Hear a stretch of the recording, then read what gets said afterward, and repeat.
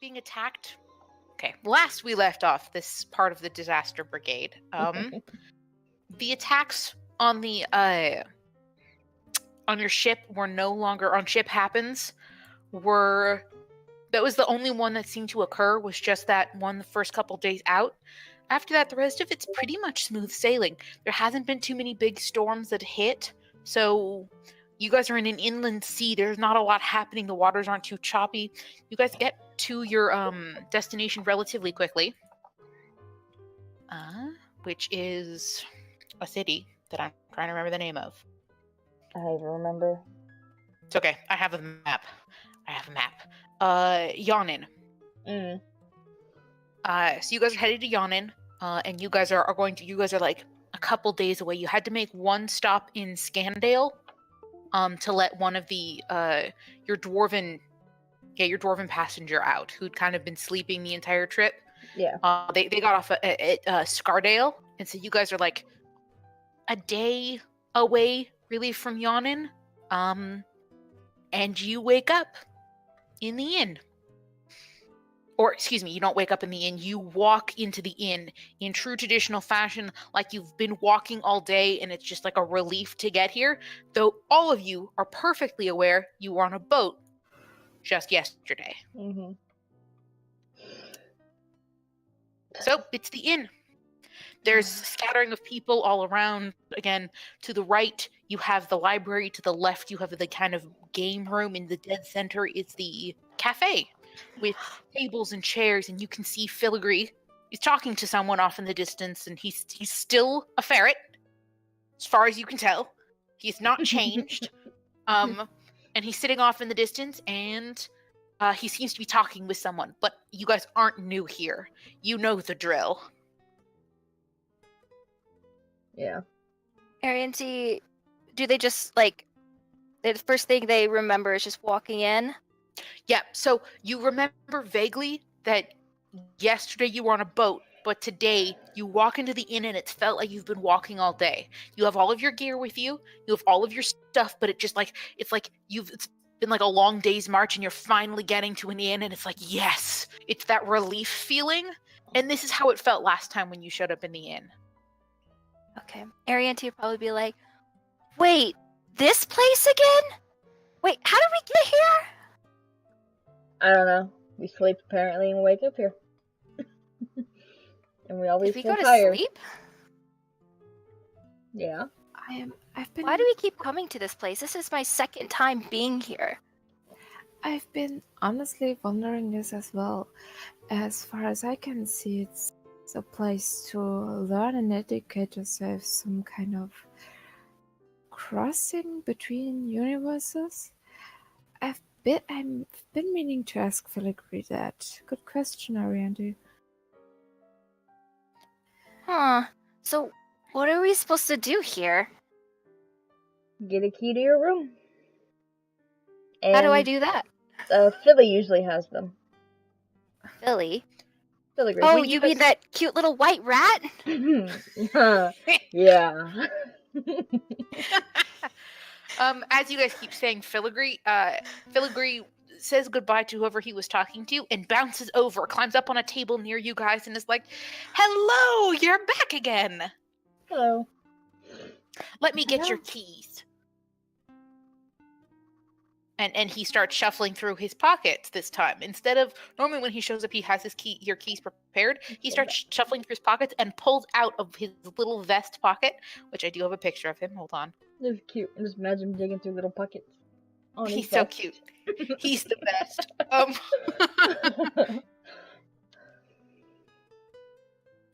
Here's Philly. So he starts going through his pockets, and he pulls out a key ring.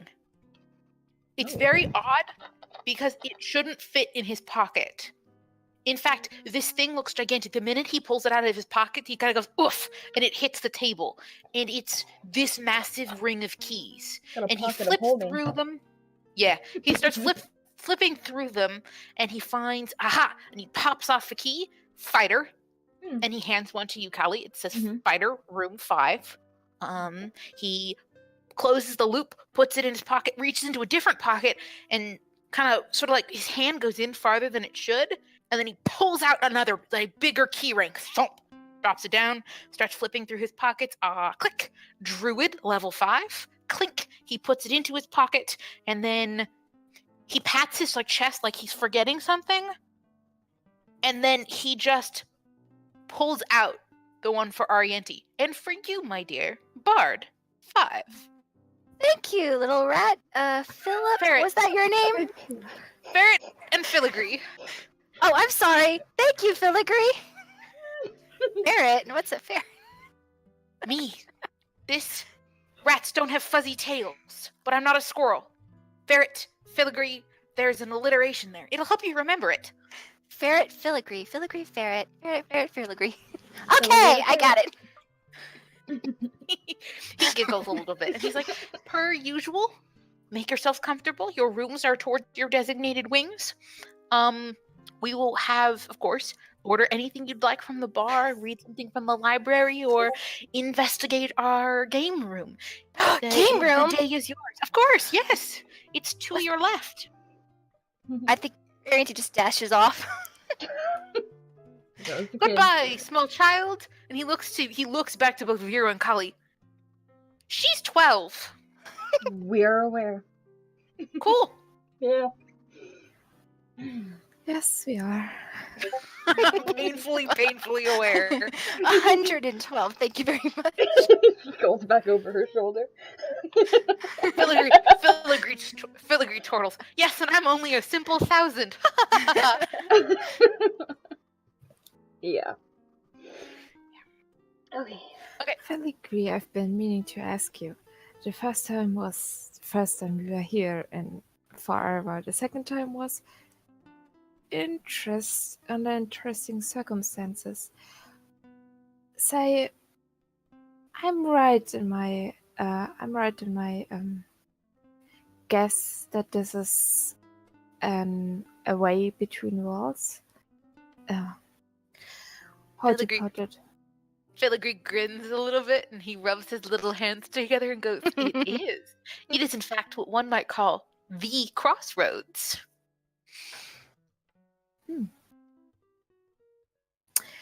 Is there a reason? I mean, there probably is. You said people that have of things of importance to come here, but is there a reason we are? How should I put it? Assisted in gaining our abilities? No, you're not assisted, not more than any other adventurer is. Simply, this is a waypoint for all of you. A break, if you will. Your lives will become difficult. And as you gain experiences, this will be a moment for you to seek respite. It's an inn.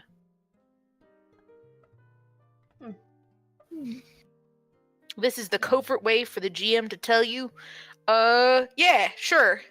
You know. It's a fucking place you level up. It is the place you level up in. Realistically, the reason why this is here is because your GM needs to have gaps between some of your story arcs in between when you level to make sure everything's all set up for the next month. So you guys are just going to keep showing up to the inn. As any other adventurer who stops like in between sessions you level, yeah, you went to the inn because that's what we did that month. And it gives us something to do. Apologies. Yeah. I've just been thinking about my character, and I was. It kind totally of thinking, makes sense in character. Like it totally makes sense. Why isn't he questioning all of this? Oh yeah, absolutely. Continue. By the way, I will develop the lore for the inn as you guys start to question it more. I kind of have an idea about why it exists and what its purpose is, but it originated because I was lazy. And now it has a plot. Now it's a plot point. Last question. I hope I'm not rude to you. Are you? No. Absolutely. Ask questions. With your abilities and stating your age, are you a guardian of sorts? A guardian is not a bad word for it. I am. Well, I run the inn. I am an innkeeper of sorts. I'm a keeper. I like to keep things. Knowledge, people, places, information. I'm a keeper. Powerful and apparently out of character, but my mind goes dragon. Yeah, it would be easy if he was a dragon, wouldn't it? Oh. Hmm. I actually know what filigree is. I finally figured it out. Yeah. Okay, I will probably just know or do I need to roll for it or anything. No, you guys aren't high enough level yet. You could No. try to look it up though, because the inn's got like maximum wealth of information. So you guys can actually do research about what filigree is in the library if you wanted to. I will do that, yes. Yes, okay. Alvira was Thank you. And doing you guys 20 to the library. Alvira Okay, was doing sorry. 20 questions to filigree. Sorry, hang on. Fuck. Giving Okay. filigree the 3rd degree. Holly would have glanced around and noticed that it was just them three, and then waits until Vero's done, and then wants to ask a question of her own. And she's gonna say, hey, so when the others get here, do they get here, like, after we leave, or are they here at the same time that we're here? We just can't see them, or talk to them, or, like, how does that work? He opens his mouth, thinks about it, and then shrugs. Okay. The inn is... Well, the inn is the inn. Mhm. It kind of chooses when and where you occur in the timeline. For example, this is the 50th time I've seen all of you. Oh. Yet, he looks at the key. This is for you. It's only the 5th time. Okay. Kind of doesn't get it at the same time. Like, I'm just whatever. I'm not gonna bother asking anymore. I'm not gonna grasp it. Right?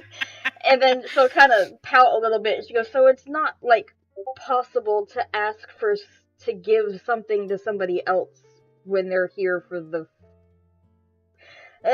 when they show up here. Yeah. I could hold on to something, but when I will be able to deliver it to them next will Yeah. vary. Like, if I were to ask and she looks over to the bar and, like, points. If I were to ask them to give someone a special food when they show up here for their 5th time being here, is that possible? And he kind of thinks about it. He kind of rubs his little paws on his face and squishes it for a second, like he's thinking. He tilts his head one way, and he tilts his head the other way. Yes! Just a moment. And he darts off. Okay. It takes him a little while before he comes back, so I don't know what you want to do. He's gonna be gone for a bit while he goes to get something. She'll just... I don't know, she's like, should I go somewhere? Should I stay here? She doesn't know. She doesn't want to be rude and just walk off when you come looking. Yep. But, yeah. I guess she'll just go to an obvious place, which is the bar. Okay. But yeah. There's a... Let's see, I don't remember if you guys saw them, but there's a... sort of scruffy-looking cleric. He's clearly a cleric of Paylor. He's got the sun symbolism on him. Long braided hair that has beads woven into it. Kind of a scruffy-looking beard going. He's got tattoos on his arms and stuff like that, and this big red like wool scarf, thick, beautifully woven scarf. It's probably the cleanest thing he's wearing. Is the scarf. He kind of looks gruff. He's sitting at the bar. No one else is really like near him. On the other side, there is 2 elves who are talking to each other. And they're just laughing it up. One of them has a massive, big brimmed hat. Long, big hat. The other one, she's wearing, she's got her hair braided down one side. And she's a shirt that has an arrow that's pointing downward that just says loop on it. You can't see what the other one's wearing.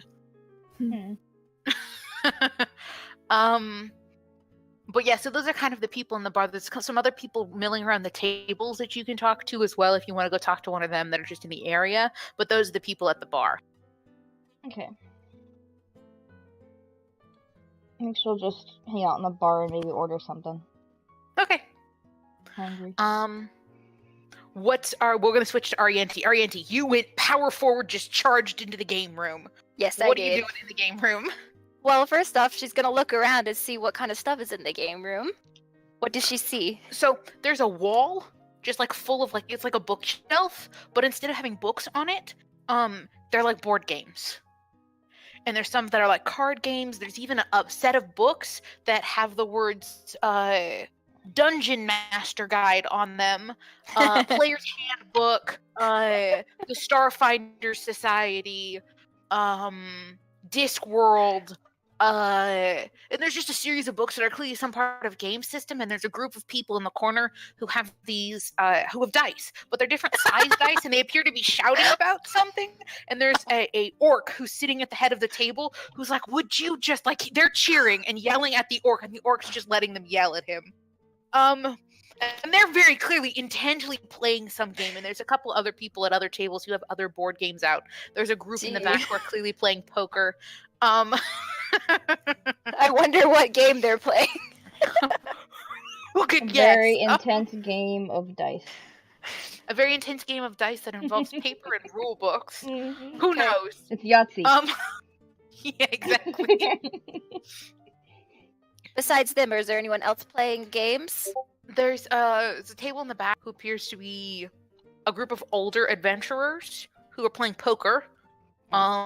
There is who else is in the inn?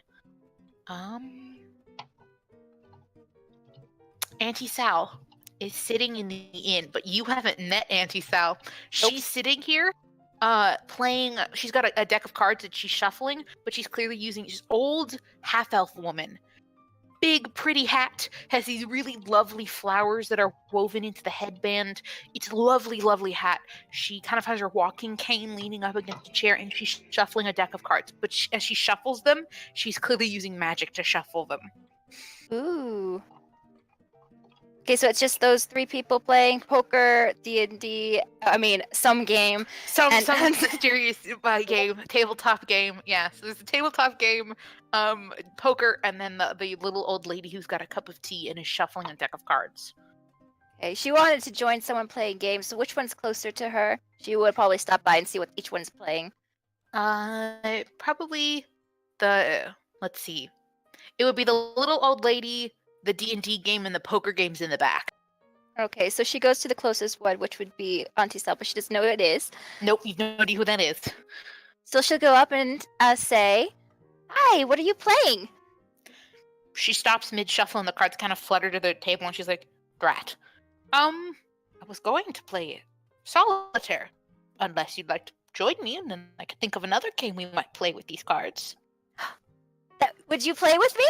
I'd love to. Of course, I have grandchildren your age. I'd love to play with you. Great. What kind of game would you like to play? What's a good two-person game? Have you ever played War? We could play that one. I know my niece loves that one. I wonder, would Arianti know how to play card games? Oh yeah, for sure. Your band of adventurers, when you were with the Crimson Talon, it's what you did when you passed the time. You guys played cards all the time. You could probably go kick everybody in that back corner's ass in poker. Okay, yes. Oh yes, I love War. I gotta warn you though, I'm really good at it. Well then, she kind of like rubs her hands together. Then I guess we'll be in for a good game.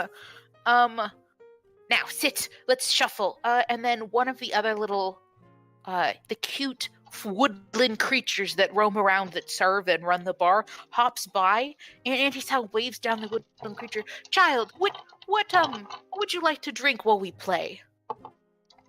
Do they have fruit juice? Of course they have fruit juice. You guys have fruit juice. And the little mouse, this is clearly a mouse, big ears, sits up on his back legs and kind of nods at you. What kind of juice would you like? The best juice you have. The mouse squeaks once and then darts off.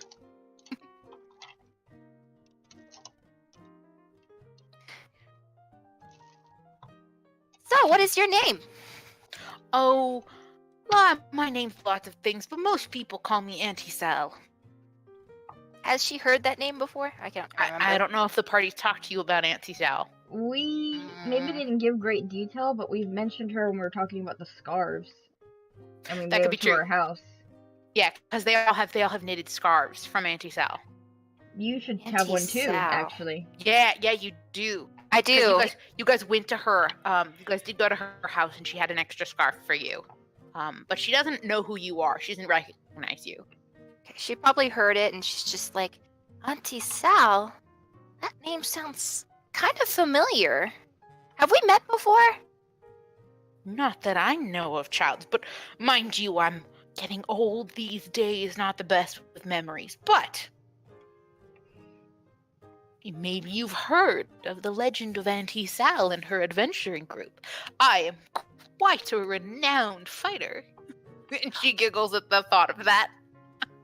Oh? With a sword. Oh, yes. I am a great magician. And she kind of puffs the cards out and they all kind of dance up. And she's clearly using prestidigitation, actually. To make the cards look... To make the cards look like they're moving. You would recognize the spell.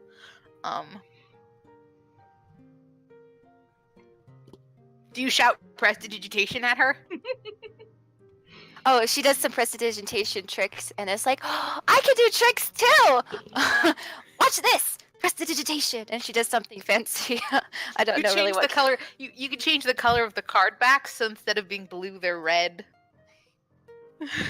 I love that. You start changing the color of the table, and I go a little overboard. Auntie Sal thinks it's the best. My child, you're so good at that. I know, right? Wonderful. It's my favorite spell. I do it all the time. Here's a secret. It's mine too. Really? Yeah, of course. How else do you think I look this good? This is not my waking up appearance. Nobody wakes up looking this good. But yeah, so Auntie Sal will continue to talk to you and play card games with you while you do this. And then I think Vero went right to Vero's room. Yeah? Oh, I told her my library, name. I I thought. didn't get a chance to. But I told her my name's... I'm Arianti. Hello, child. It's good to meet you, Arianti. Good to meet you too, Auntie Sal. So let's play. Okay. She shuffles the cards again, and you guys can get started on your game. And then, Vero, did you go to your room or to the library first? He was going to, I think, to the library first Okay. to find out things about the inn and about Brigade, and I need to get my dice out. Yeah. Yeah, you do, because you're gonna have to make it's an investigation check to look for the book you're looking for. But when you get into the library, there is a tired-looking half-elf, long black hair, kind of has like a feathered faux leather that looks like feathered armor piece on. Long black hair, kind of feathered shoulder pieces, and a big long cloak, and is just kind of like in front of the fire, just like he clearly moved the chair closer to it so he can just lounge in front of the fire on this like chaise, and he's just laying there in front of the fire. God damn it! I want to talk to him, but I wouldn't disturb him. And then in the back corner there is a tabaxi, which is a cat person who's got his feet, clearly a young cat person. He's got his feet pulled up into the chair, his tail curled around him. He's this bright orange color, very fluffy. So he's like an orange. So he's got orange. He's the one of the orange stripes, and very cute looking younger tabaxi that has a notepad in his hand and is practicing writing. Like you can see he's clearly taking his time to write out something. Can I just... Because Vero's kind of interested in calligraphy too, he just kind of looks over his shoulder. Not too obvious. He doesn't want to be rude. He's writing in common. It's his ABCs. He's practicing writing the alphabet. I have the feeling that Vero just randomly might point out something. Doesn't even think about it because he's kind of practicing calligraphy too, as I said. He's kind of holding the pencil a little awkwardly, like it's not. He's got a big, thick pencil that he's holding, and his paw doesn't seem to really want to grasp it very well. So if you want, you could like, oh, here, try holding it like this, the pencil. Yeah, he will do that. You spook the young boy who's sitting there. He's like, hi. Apologies, I tend to sneak up on people. I've been just, if you hold the pencil that way, it'll work better. Like this, and he kind of shifts his hand like this. Yes. And he writes a couple more letters. He's like, yeah, that is a little easier. Oh man, now my hand cramped. Oh, I'm Chiti, by the way. Bro, it's nice to meet you. It's nice to meet you too. So what are you doing? What are you doing in the inn?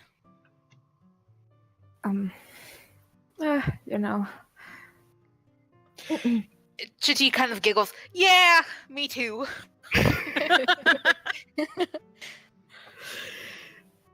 He's so deliciously awkward. I love it.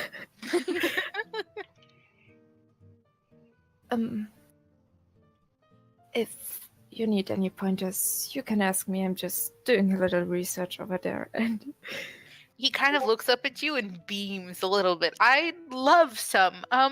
You find your book first, and I'll be here in this chair, writing. He alphabet. nods. And the other person that I kind of believe to be Wax It's Vax. It's for sure Vax.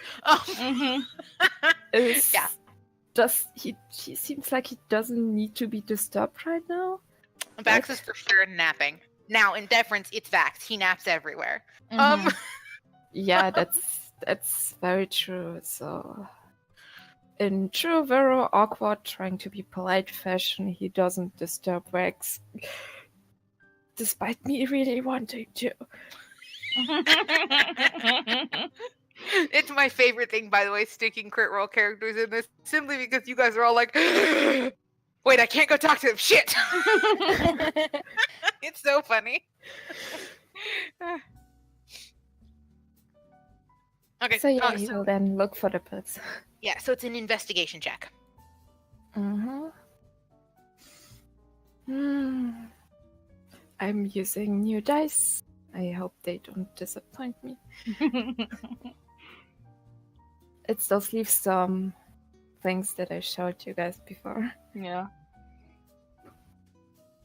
Come on, new dice. It's actually pretty good. It's a 19 total. Nice. Okay. You sort of are peering through, and you're trying to find like the history of the inn sort of book, like the lore book, I guess, for the inn. Like how sometimes really famous like historical places might have text about them. You don't find a book per se, but you do find sort of tucked away into a corner, a plaque that's actually dedicated to the inn. But the way the bookshelves have been arranged, you kind of like have to stick your head like around a corner so you can kind of like see this plaque mounted on a wall. It's the most awkward place for a plaque you've ever seen, but you did manage to catch the glimpse of it as you were kind of looking around. And the plaque reads, in dedication to my dearest friend, Filigree.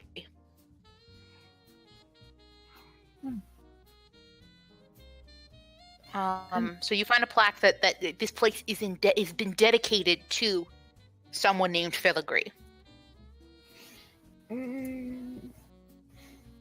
I don't know if you can tell me that. The wording seems kind of familiar to my dearest friend Ronaldo, but it probably isn't related. Not in this case. Then this one, my dearest friend, is just a... Yeah. This plaque is like in memorandum. It's like hey, my friend died, and I'm putting this plaque up in kind of in honor of their memory. Oh, wait. Wait, Filigree died? That's what the plaque says.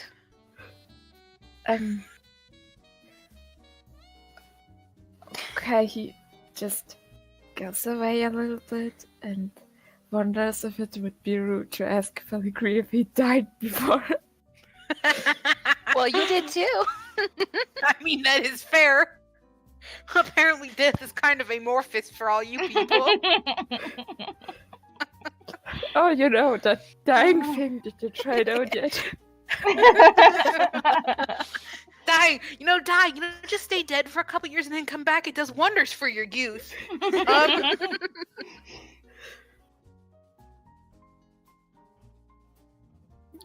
Oh, gee.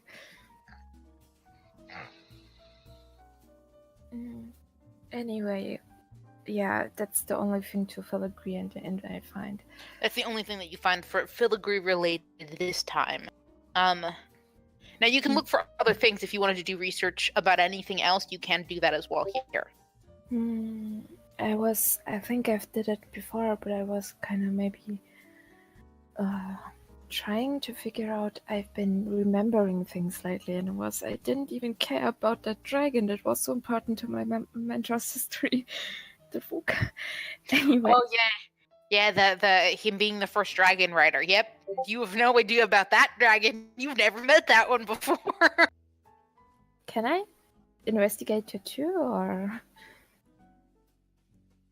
after leaving the fortune teller? I didn't ask about the dragon. Ask about the dragon, about him being the dragon rider. Yeah. Yeah, you can make another investigation check. Yeah. Then that's going to be. That's not as well. That's a 7. You don't find one about the life story of a specific dragon. You do, however, find a book about dragons. It's kind of like your textbook explanation about, the colors of the dragons, what they likes and dislikes, that these ones are fire resistant, that these ones breathe fire, etc. You kind of find a about dragons book. But nothing overtly specific towards what you're looking for. It does, however, have a section on Dracoliches and a section on shadow dragons. It's pretty much the word-for-word explanation of dragons in the monster manual. So you kind of have that just generic dragon information now. I'm going to copy that down in his notebook. Okay, yeah. One other thing of note in the book, once you find it, you kind of flip through, there is How to Become a Dragon. It's the last chapter in the book. And there's a bunch of different ways to become a dragon. You can use True Polymorph. You can use Wish. And it kind of talks about the other ways you can make yourself a dragon if you are not dragon. The other way is that there is a path that Dragonborn can unlock that lets them gain dragon-like qualities, and at some point, if they can, it'll increase their lifespan and stuff like that, and it can start to give them dragon-like abilities. Rumor has it that a dragonborn can eventually become a dragon, that they can renounce their human-ish ways, because in this lore, how dragonborns work is they're the children. So a half dragon is the child of a dragon and a human. Dragonborn are the children of half dragons and dragonborn. So that's how they kind of came into existence, is half dragons had children and they created dragonborn. I'm really curious. How did a human and dragon have babies? So the metallic dragons can Sorry. No. Yeah, so metallic dragons can polymorph. So they can change their shape at will, so they can look human or whatever whenever they want, or any other race, and that is how one would bang a dragon. Because there are rules for that in D&D. Now, you start to get into the more interesting question of, well, how do you get not metallic dragonborn then, and not metallic half dragons? That's what I was wondering. Because they can't polymorph it well. Now, they can become wizards and learn the spell themselves and just learn to do it. But I'm pretty sure someone's asked to bag a dragon before. Let's be real, it's D&D. Someone has been like, can I fuck the dragon? And some DM has been like, sure, you can fuck the non-polymorph dragon. I mean, oh my god. I mean, I have a half kanker in my party. I don't know. I don't want to know. But we've actually been very good about not trying to sleep with everyone, and I've been so proud of you guys. Because that is a much more common theme in other games. I don't think anyone slept with anyone except for Callie with one person. Yeah, that's it. Well, I mean, in deference, normally it's the bard who wants to sleep around, but our bard's 12, so it's really the best of both worlds for us. Yeah, really.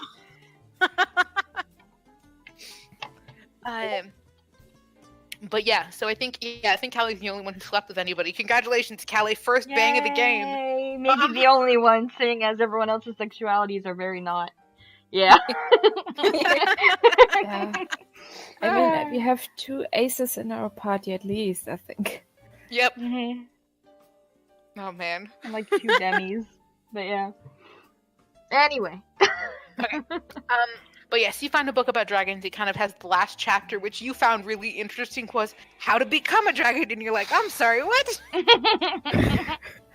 So it kind of goes into the explanation about dragons, about, so if and when it comes into game again, kind of make a note, when you make int checks versus dragons, like, or any kind of check versus dragons, like you're trying to recall information about them, you have advantage on dragon checks after reading the book.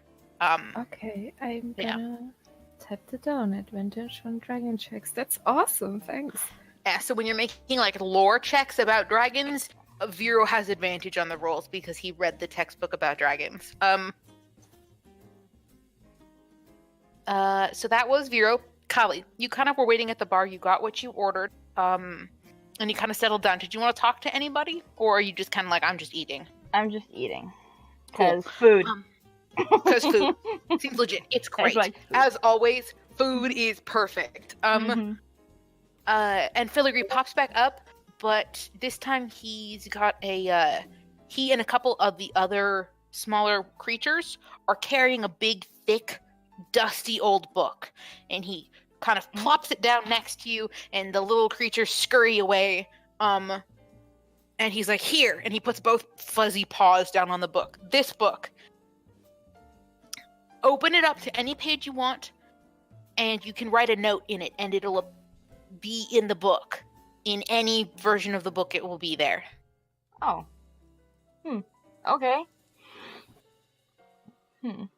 And so then it will alert anyone when something new has been added to the book in every variant of the timeline, and you should be able to send a message to any version of Filigree.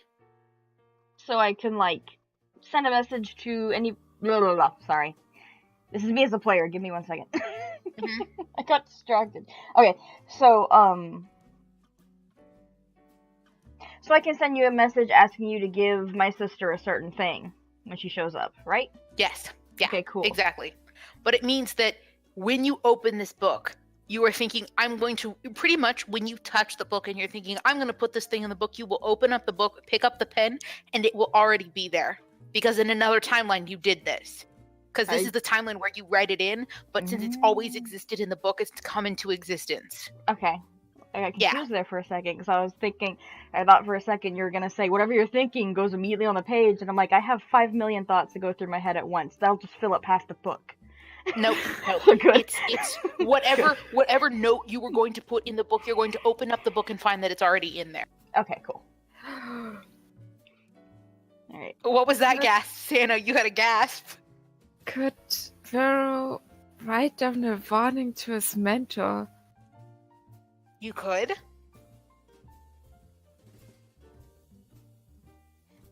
There's lots of stuff you can do with this book. But Vero, do Kali, you know about it? make me a perception check while you're flipping through, because you're finding you're trying to find a blank page. Gonna roll my metal dice for the first time. Alright. Ooh, okay. Oh shit, I need my character sheet out. That would help. Oh, okay. I'm pretty sure it's only like a +2 anyway of perception, right? Mm-hmm. Yeah, so 17. 17, okay. You find a note while you're flipping through. You see to Kali. Oh. Yeah. I'm just gonna pause and double check to make sure it's, I guess, her. Mm-hmm. Or just It similar just name. says to Kali, she needs your help. And then it says, Reuben. Oh. Oh no. You have no idea when that was put in the book. No.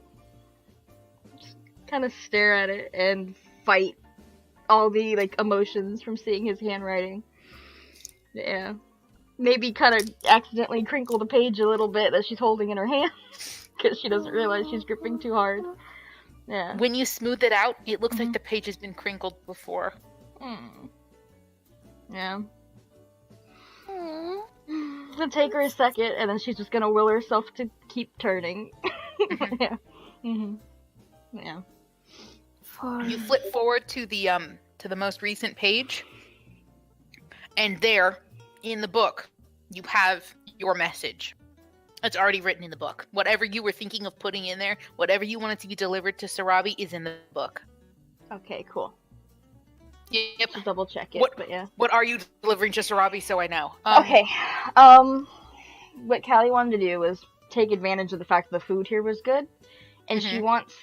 Let me get the note back out. I'm sorry. Hang on. She wants. Sorry, I just lost it. Okay, she wants to give Sarabi a chocolate cake with fruits in it. It's chocolate a birthday cake. cake. In it. Birthday cake. Oh, chocolate birthday cake with fruit Yeah. in it. Okay. And some melon on the side, because she likes melons. And coconut milk to wash it down. Hold on, I have to write it down. Yeah. What about Pietro? It's gonna be his birthday too. If he's there, she'll share it with him, but he wasn't there last time. So. Yeah, so chocolate cake with fruit in it. What was the other one? Melons for like a side thing. Like a variety of different like cut up melons. Can't give chocolate to dogs. Well, yeah, I know. Give me a second. I haven't even finished my list yet. Calm down. Melon cubes, coconut milk? Yes. And if the dog, sorry. Yes, if Petro's That's there, Scamble. bacon. Bacon will be bacon. added in if he's there. Yeah. Heck, maybe you can try to pocket the bacon if he's not there and see if it comes with you. Yeah. Or put it in your bag. If he's not there. Okay. Alright. The note has been written into the GM's notebook of forever knowledge. Alright. Okay. Alright. So, Arianti, what are you up to? How long have I been playing with Auntie Sal? A couple minutes. You guys have probably... She kicked your butt on the first game. Just absolutely creamed you. And you're like, okay, I have to settle down and, like, play this. So you guys have played. We played, like, 3 or 4 rounds now.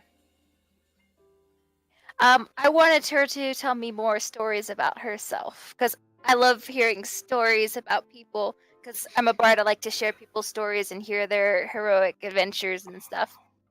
She tells you about the time that she got exceptionally lucky and discovered she never really learned out this until much later that her date was a vampire, but she turned him down when he invited her back to her room because she really wasn't looking for anybody to like really spend the night with. But she went on a date with a vampire, so she tells you about that. They later fight him off when they discover that when she spurns his love. So she went on a date with a vampire and then staked him. Then she tells you about the time that she's an adventurer, that she became the captain of a ship by blowing up the enemy vessel. They managed to fire, she managed to hit the, charge, the where the powder was being kept on the other vessel with a fireball, and it incinerated the other vessel. And so her crew made her captain because their captain had just died, because that was probably the single-handedly most badass thing she'd ever done. She tells you about the time she told the dragon to mind his own business. She's dozens of stories. She just will go on and on about the stories and things she's done. Awesome. Yeah. What is her class? She's wizard. She's a wizard. She's a wizard. Yeah. But yeah, so she's a wizard.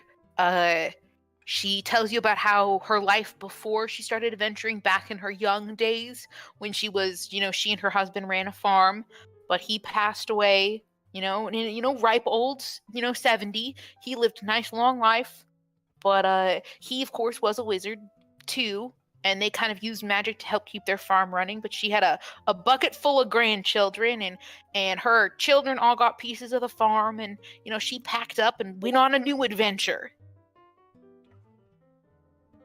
So she lived a normal life up until like 70 years old and then started adventuring?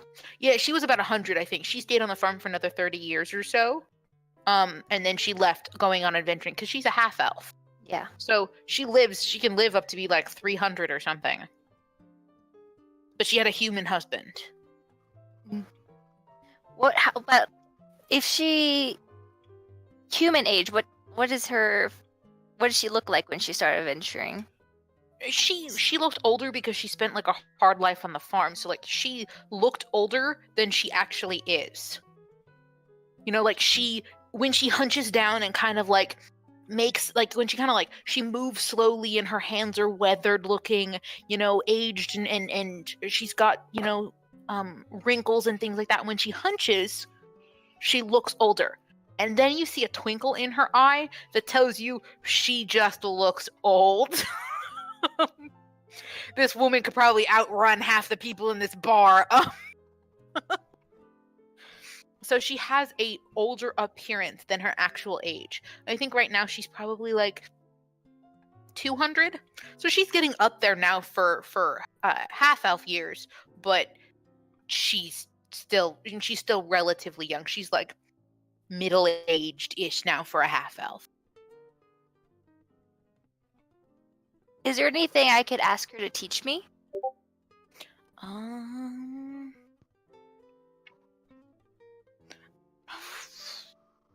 Not specifically, because you don't use a spell book. I don't think. Hold on, let me look. Because if you do use a spell book, she might let you copy one of her recipes down, and you can have it in your spell book. But I don't think bards use a spell book, because that's how wizards change information. Because she gave a spell to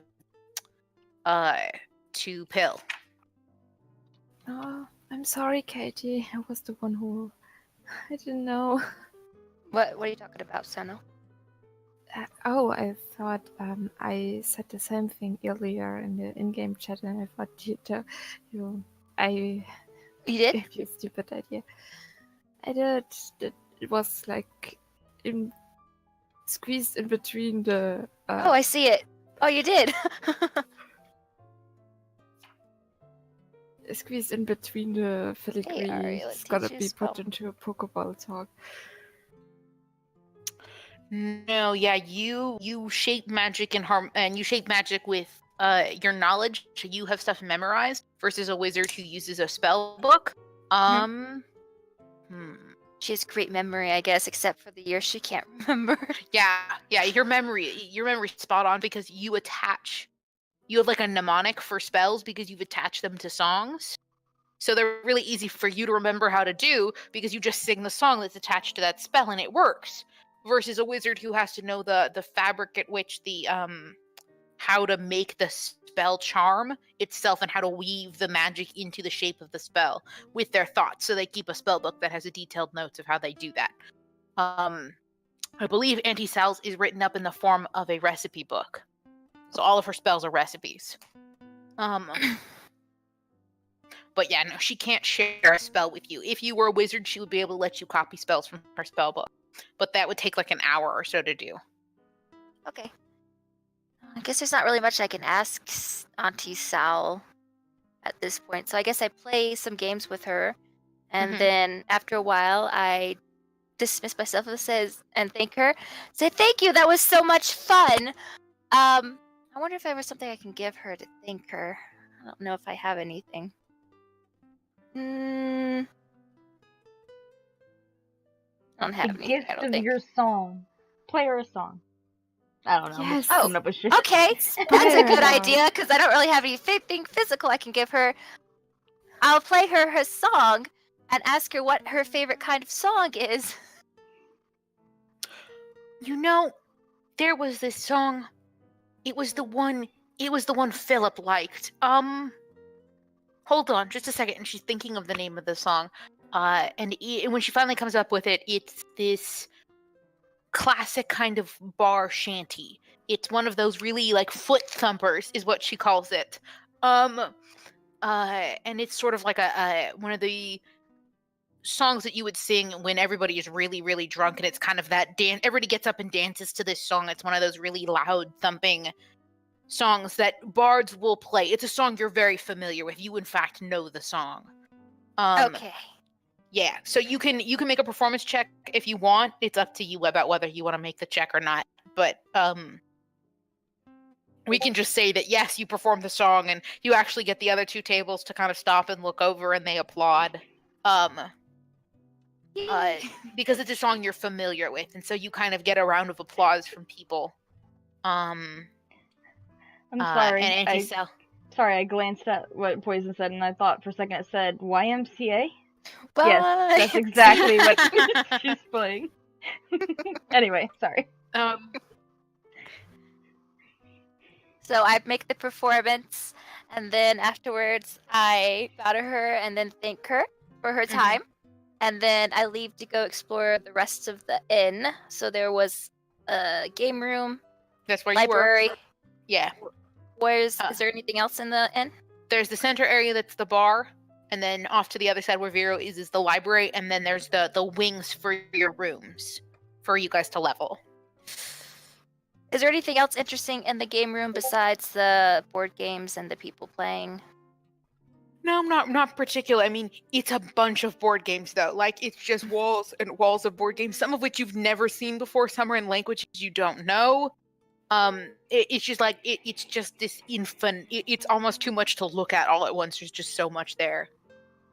There's one thing, it's like, she can't really play board games by herself. Suddenly she thinks about, hey, where's Sarabi and Pietro? Maybe we can play some games together. I love how you didn't notice they weren't here until just now. Oh, I wanted her to say something. I just lost the chance. So, and she's thinking about, we could play games with Sarabi and Pietro. Wait, where are they? So I guess she looks around to see if she can find them. Okay, so our auntie takes off to go look for Sarabi and Pietro. Fantastic. Okay. I believe we're back at Vero. Yes. For plot convenience, he was gonna say he was gonna help the Tabaxi Jew. Is there any need for, or did he get it? No, you guys can kind of sit there and you help Chichi practice his writing and stuff like that, and how how to make the letters a little bit easier and things like that. You two talk. He tells you all about his siblings, how he has this tiny horde of younger siblings, and he talks all about them. And he talks about his dad, who's a cleric, who's the best. And he talks about his uncle Blue, who's kind of scary but also super awesome. And this kid just talks your ear off. He's just very enthusiastic to tell you all about his life. And as he starts to talk about these people in his life, he pulls out this little purse. But instead of it being full of coins or whatever, it's got pebbles. And as he lays them out, they're like tokens for each of his family members. That's adorable. Yeah, he's cute. I love Chitty. And so he talks about, he's got, here, hold on. I actually have a list of his siblings. 1 second. Is he a member of any of your games? Yeah, he's a member of a different one of my games. Oh.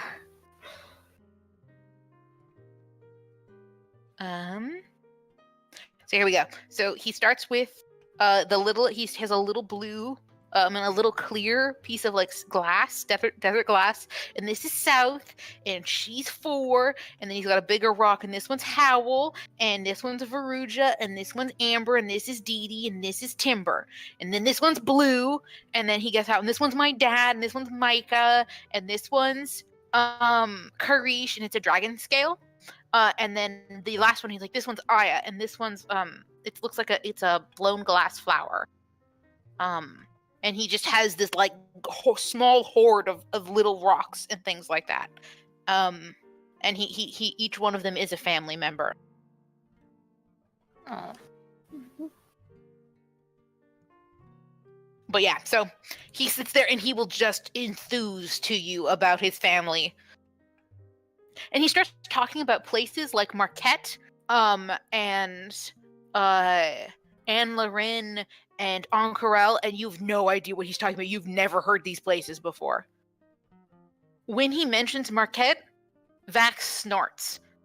He doesn't do anything. He just kind of snorts like he's clearly listening to you guys talk, but is pretending to sleep. But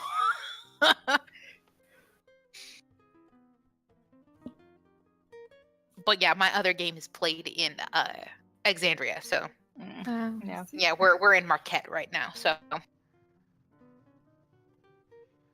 but yeah, so Vax is quote unquote sleeping. I think Ver just looks at him, but looks back at the enthused child because he won't. It's not even kind of. There's no kind of offense in the look. He just kind of takes notice that he isn't sleeping and listens to the child.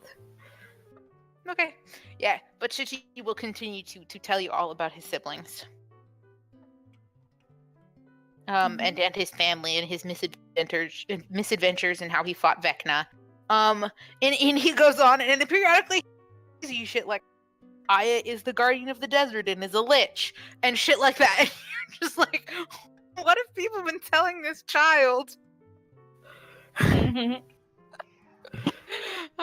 Because it sounds ridiculous. The stories he's telling you about this evil necromancer wizard who lived below the city who'd been trying to kill everybody, and you're like, Jesus Christ, you're 14. Is this what R&D's gonna sound like? His very far into increases exponentially.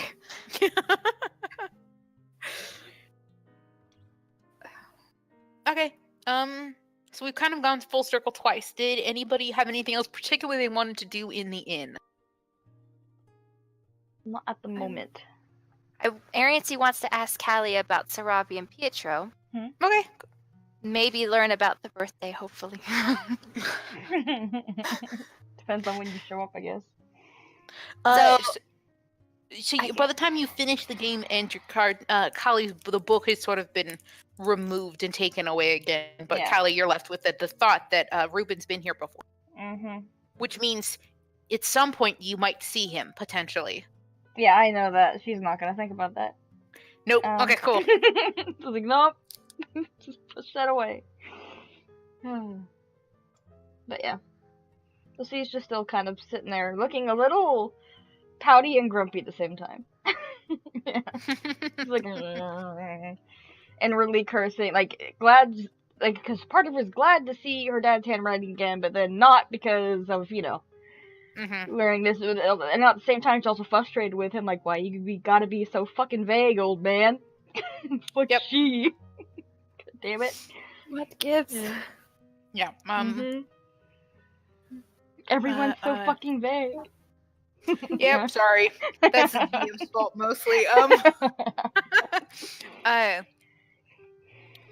So, Arianty, you come back and Callie is kind of angrily stabbing potatoes with a fork. And kind of grumbling under her breath. Stupid old man. But yeah. Yep. Arianty doesn't notice at first. She just dashes up and it's like, Callie!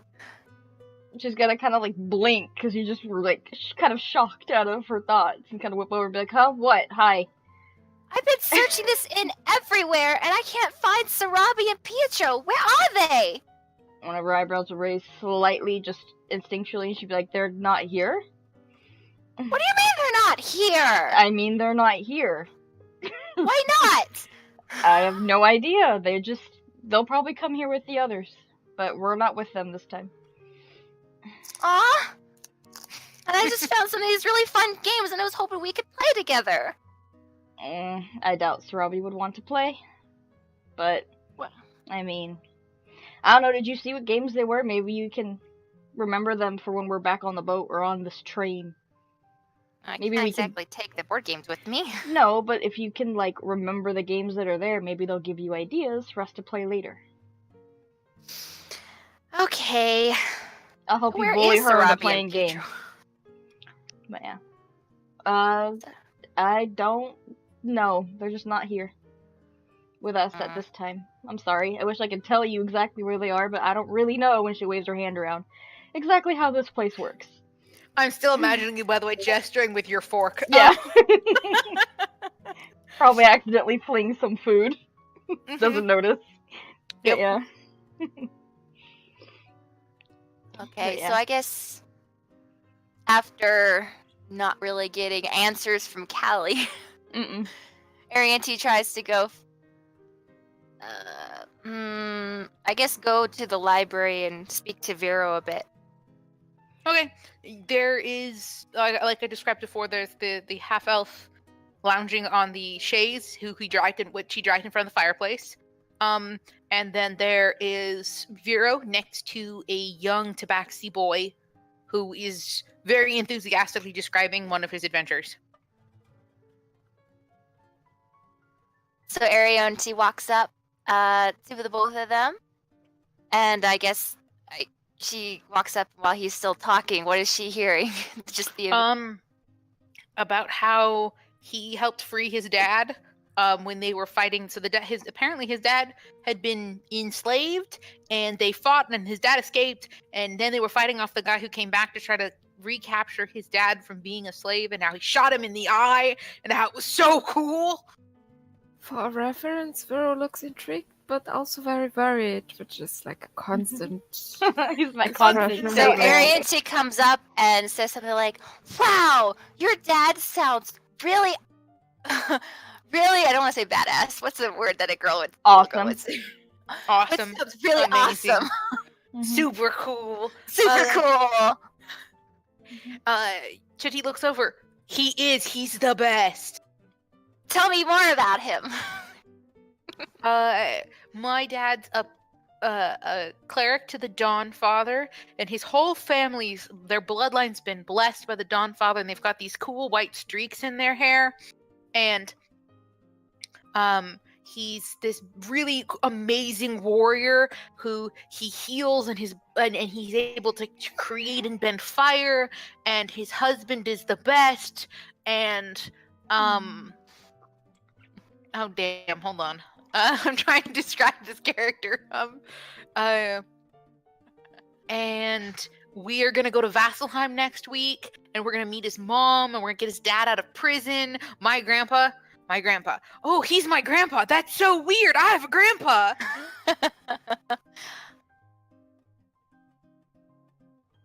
So that's kind of what he tells you about his dad. So after he's finished talking, I'm pretty sure they go back and forth. She asks questions throughout while he's telling the stories. Oh, for sure. And then ask Vero, what does she want to ask Vero? What you doing over here? Besides talking. Research a little, and I've been I've been trying to help. He says his name because I don't Young remember. Chitty. She's calligraphy. It's actually rather beautiful. Is that something you wanted to ask? I'm just a bit sad that Sarabi and Pietro isn't here. I wanted to see if they wanted to play some games together. Yes. Well, maybe next time you come here, they're here with you. This place is... And he tries, he thinks about it. How does he explain it to a child? It's weird. It's weird. Weird's legit. It's weird. It's shifting, and you're there at different times. Does that make sense? It's weird. No, that doesn't make any sense. I think what you need to know is that sometimes you come with some people and other times you come with other people. So next time you come here, you can show Sarabi the game room and play games with her.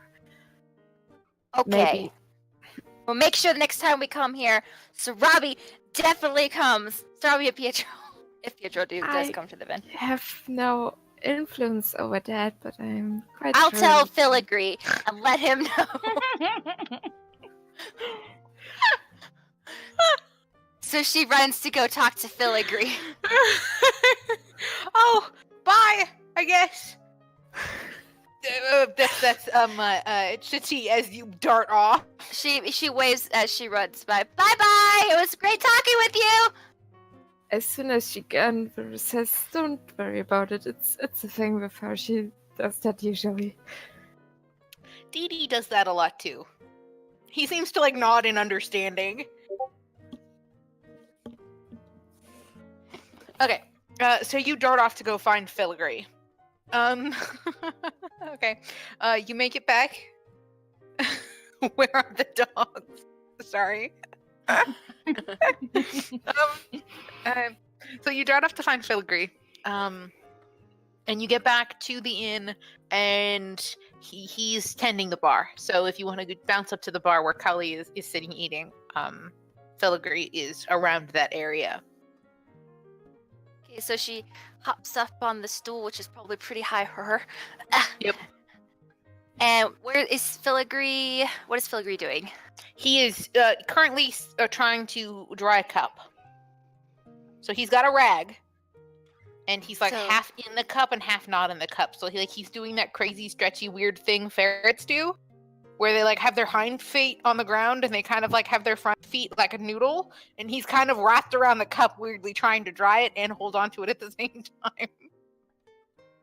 So she tries to get Filigree's attention. Hey, Filigree!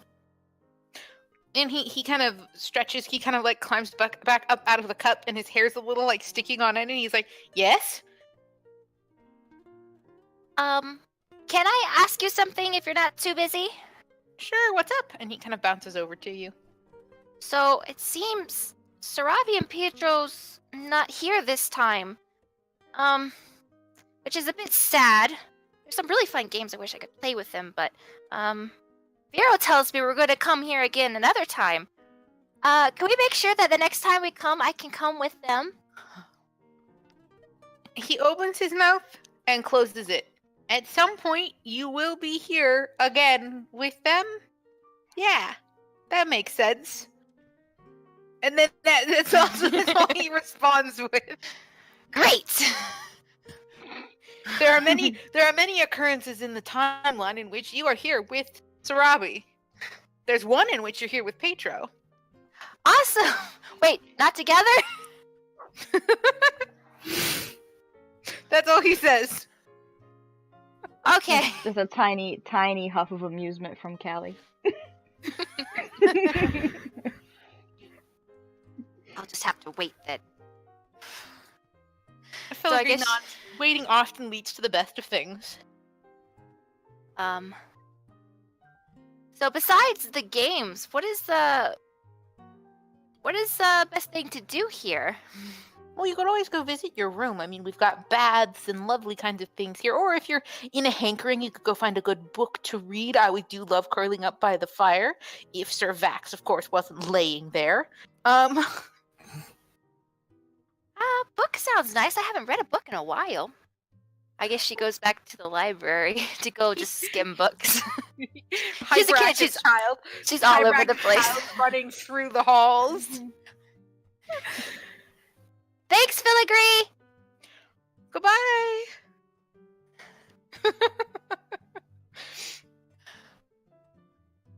Okay.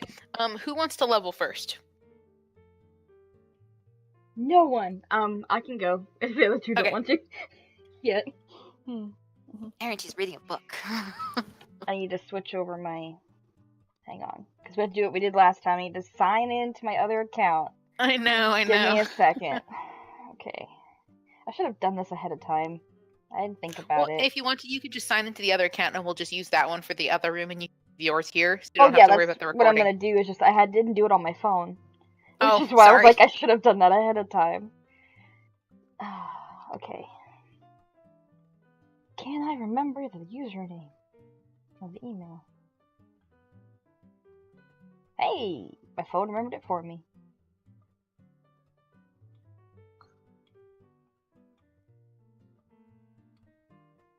That plaque that had our names on it, where is that located? It's in the door you entered. If you go back through it, it's the Okay. the sort of the art gallery. Art gallery. Where are my headphones? Okay. Ariane and you will check that out. Callie's gonna Oh, go before back she there goes to bed. eventually too. I clicked the yeah. wrong thing. I accidentally showed you guys all Callie's character sheet. You can close that. That was a mistake. I'm trying to do a thing because she's leveling. I didn't see it anyway, so No, I that's was fine. looking at Discord. It probably won't Yeah. do anything because you Wow, guys you are all couldn't see all not my shared. secrets? What? They can't. What secrets? I know exactly. There are no secrets. Okay, I have it up and running. Hang on. Okay. Yes, connect. Goddamn. Why you gotta be a butt? Alright. Alright, let's see if this works. I'm gonna turn off my headset and put on my headphones. Alright.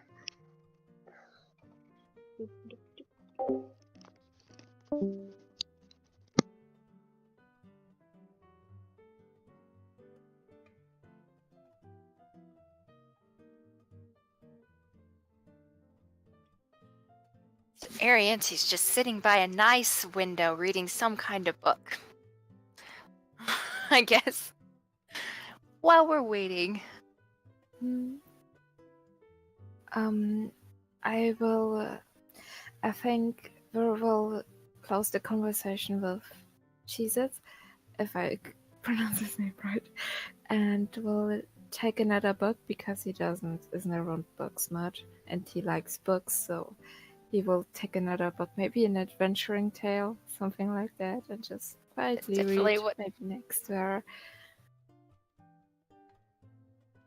I was wondering if there's something that Ariante could research at the library, but can't think of anything she would personally search for that she hasn't already been trying to get information on.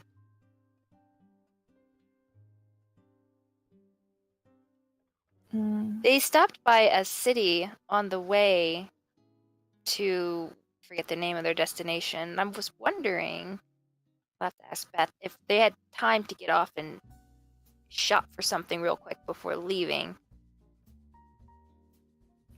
I think so. Because Yes. Ariante wants to secretly buy some fabric so she can make Sarabi that dress. Yes, do it.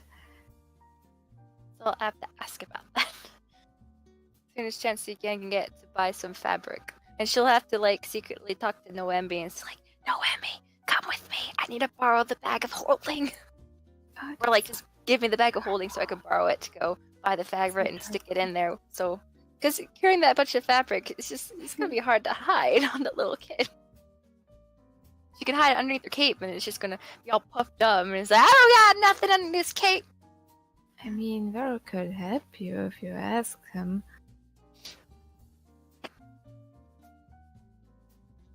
Just Probably just want to borrow the bag of holding. Stuff Yeah. that in there. probably. Anyway, yes, there's one thing I wanted him to say to you. And he said, I apologize, by the way, that I caught up with my own errands, you could say. I believe I promised you that I'll help you with the Crimson Talon, and I still plan on doing that.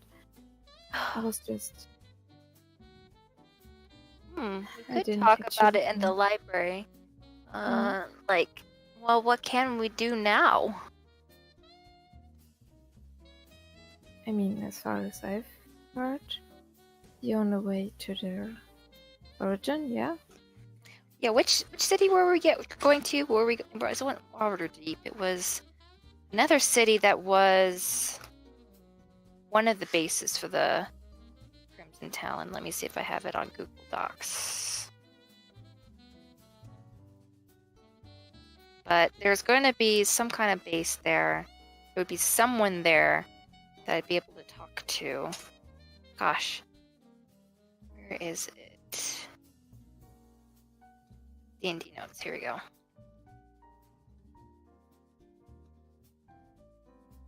I didn't type it down. I think it was Baldur's Gate that we're heading to.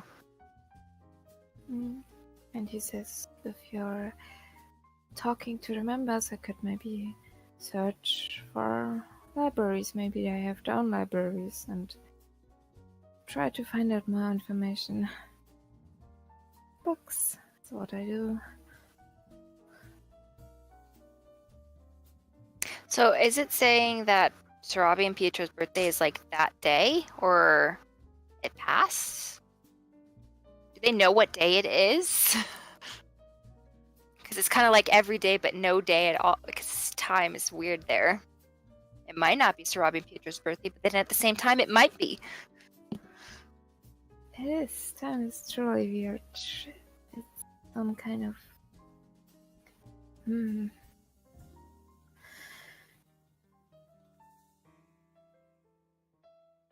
It's as if you traveled into the future, but you've always been there, or travel into the past, and your present self in the past meets your past self, I'd say.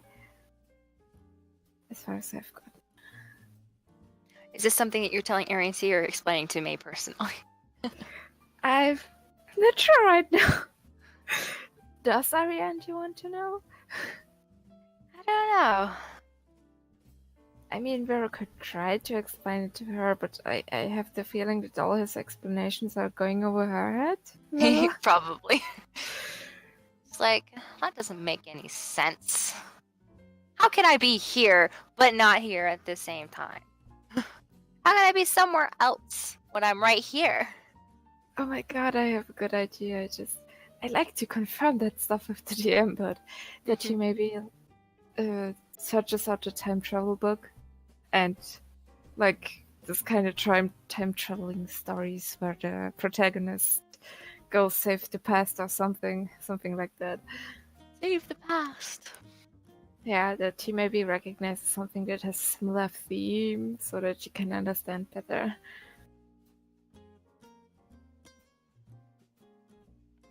Trying to find ways for Arian C to unknowingly discover something, but I don't know what to make her do to get that result.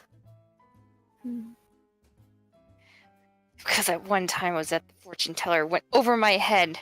The hints Beth was throwing out. Gosh, I still can't believe I did that.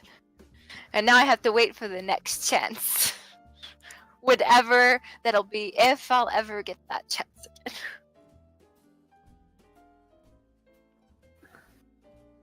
I mean, things can happen. So I wonder why we can't hear each other's sessions when leveling up. I think it's mostly because it's kind of boring.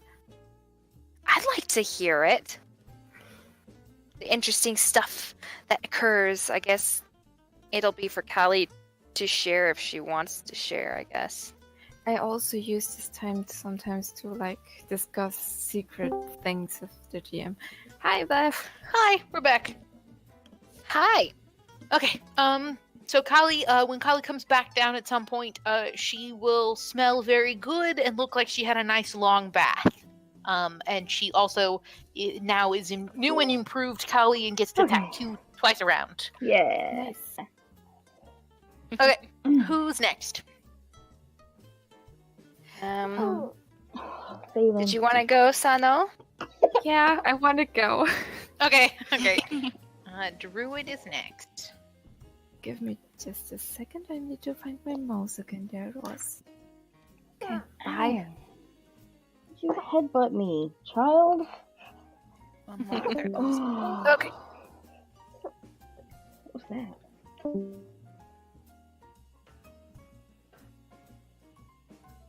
So, That Soul. was weird. What the fuck? What? Okay. Oh, something just hit my foot, and I looked down. There's nothing there. Ghost. Yep. Why are So you you were saying that it was like to Robbie's birthday? Oh, motherfucker. The twins celebrate, their birthday, so-called, near the middle to end of autumn, which is what we're at right now. And really, it's not we don't know what their actual birthday is. It's more of celebrating the day that Callie found them. Ah. But Do it's you know, more like, like a they specific just, date? no, they just pick a time. Because So they they're don't remember different the each year? exact date. Well, they know it's in the middle to the end of fall. Okay. But yeah, but like where the exact date on the calendar is, they don't remember. So they just know what season it was in the time of season. That's also something they haven't really shared, I don't think. But they do the same thing with like Callie's birthday. Like they don't know when Callie was born, they just know kind of the season. So they celebrate it sometime within that season when they can. But they missed it this time because they all got resurrected after. Yeah. They didn't go through the summer. They just skipped the summer. Yeah, they did. I didn't realize we woke up in a different season. Well, Arianti has no idea what last season she remembers. Yeah, it could have been Spring, a I different guess. season for her. Yeah, it was spring for us. And then we woke up in the fall. Maybe she can find someone who can help her get her memory back. Because apparently she doesn't remember some things and she doesn't know why. I don't know if she realizes she's missing a whole year of her memory. She just knows she's missing something. Yeah. For all she knows, she was traveling for just 2 more days and then suddenly she died and ended up there and doesn't know why. With items that she doesn't know how she got. It's probably going to be long and drawn out though before she figures it out. Oh, I need to pull up my new list of spells. I was deciding between a couple because I could only take 8 spells. I was deciding between Dispel Magic and Major Image. Dispel Magic could help if someone gets like some kind of curse bestowed upon them.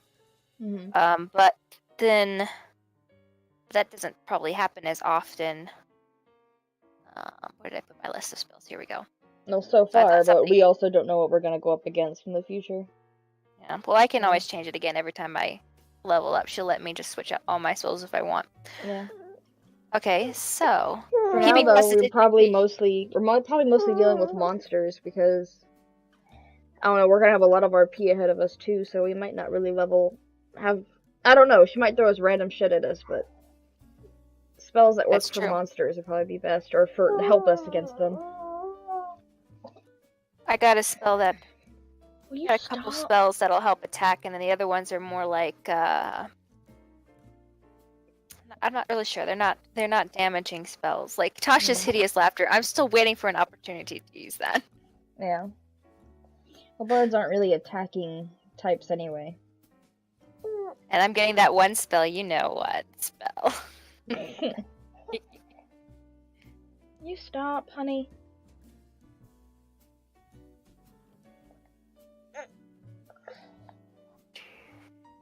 I have 56 health now. Ugh, that's a lot of health. I only have like 26 now. Wait, how many did you have before? 45. Damn! Why do you have so much health?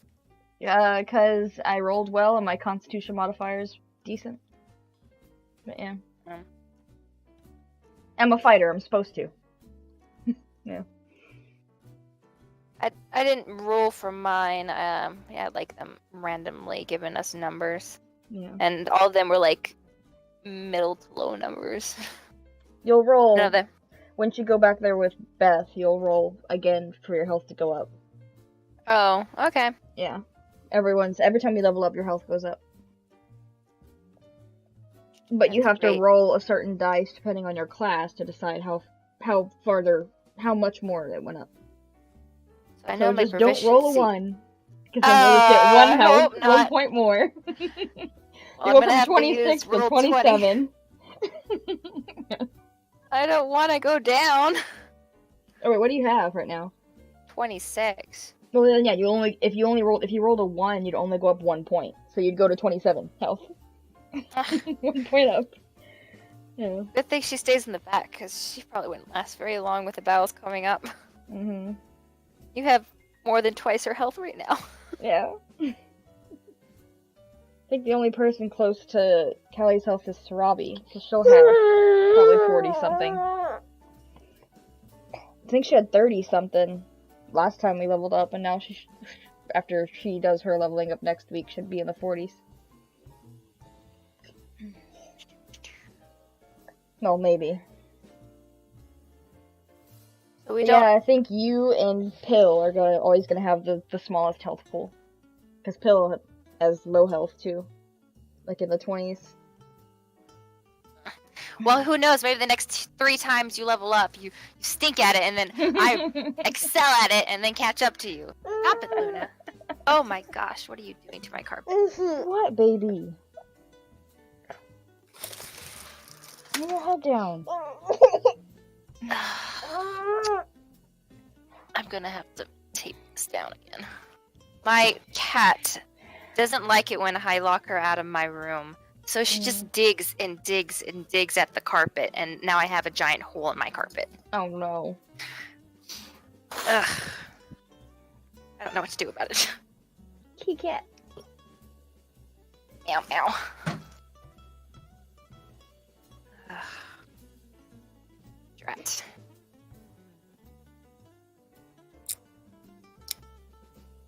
Just gonna put tape over it.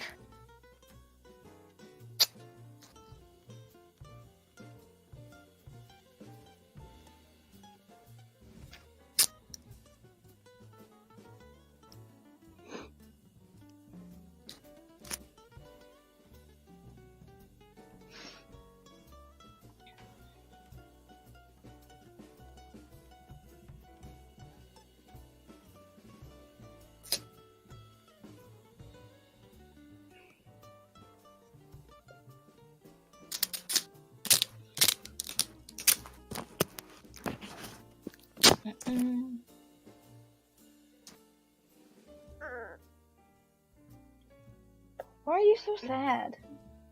Don't be sad. No, no sad. No sad. Be happy. Yeah. Oh, I got it on my microphone. Sorry if this is loud. Oh no. I'm gonna mute my microphone. Be happy. Yeah.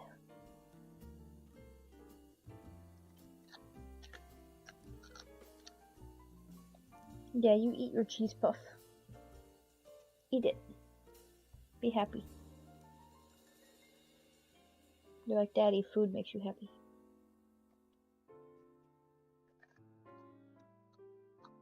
Nom nom nom nom nom.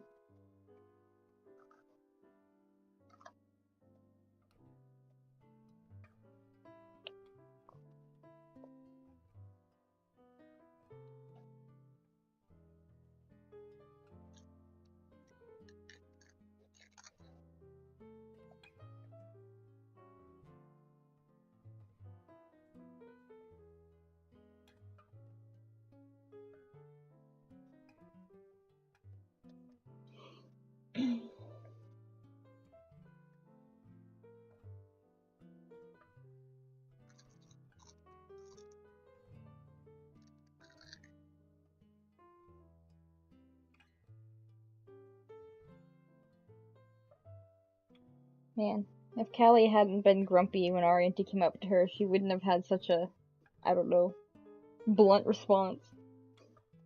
Srabi might not want to play. Ugh. Though, she was about to say something else, so I was Of course, like, no. Sarabi wants to play. She might not.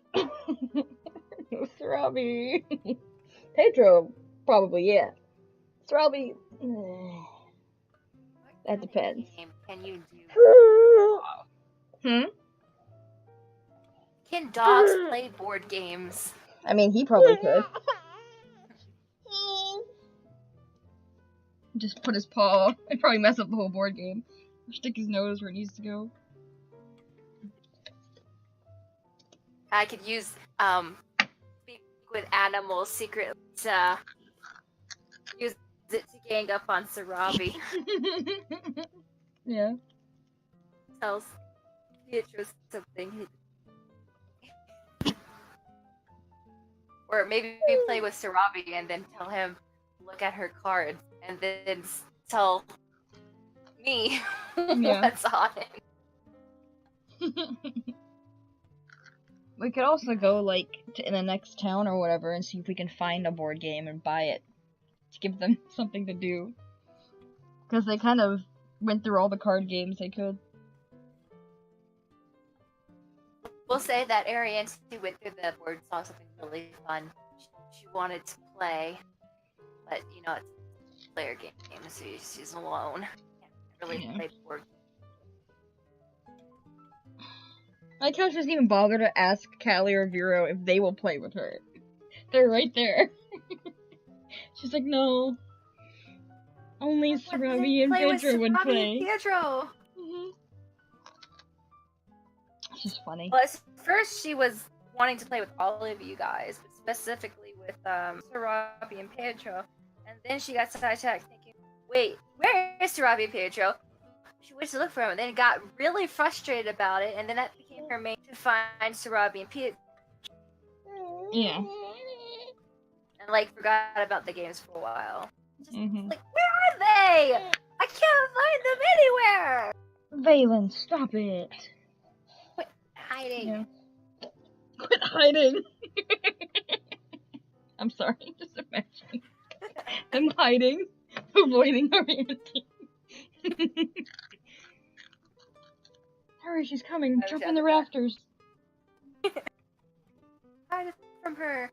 We don't have to play one of the boring games. We're dealing with that annoying gnome girl. Valen, stop it. Here. You're being a butt. Yeah, you are. You're being a butt.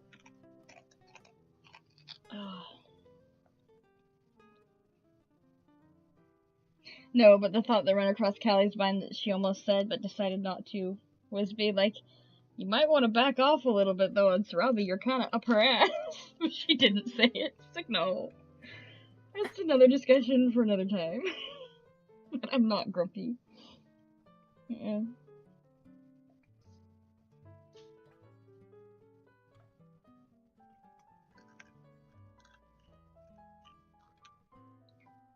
But it's not just Sarabi. Hmm? It's not just Sarabi, it's also Pedro. Yeah, but Pedro doesn't care. Sarabi does. So. And Callie knows them very, very well, and she knows that Sarabi's not gonna, you know, she'll tolerate it or deal with it, but not 100% comfortable with a child following around all the time. Point of her backstory that she idolized someone so strong, kind of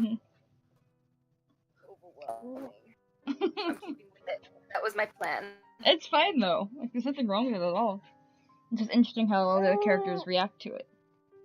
And that's Callie's reaction, like, you need to chill, girl. If you want her to like you need to calm down. Yeah. Back off a bit. Yeah.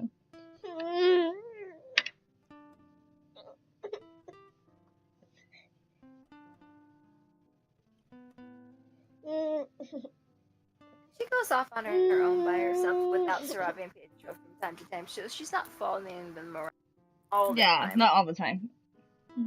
It could be worse. Like, constantly being with them and then wanting, if they go by themselves, she'll whine that you're not taking me too. But she's not gonna whine about that kind of. She'll just like settle if they're going somewhere she wants to go with you. And then she'll do something on her own, and then after a while she's like, I wonder what Sarabi Pietro's doing. That's why she didn't realize that Sarabi and Pietro wasn't there until after she had her own. Yeah. She had her own, oh, I want to go do this. Child enthusiasm.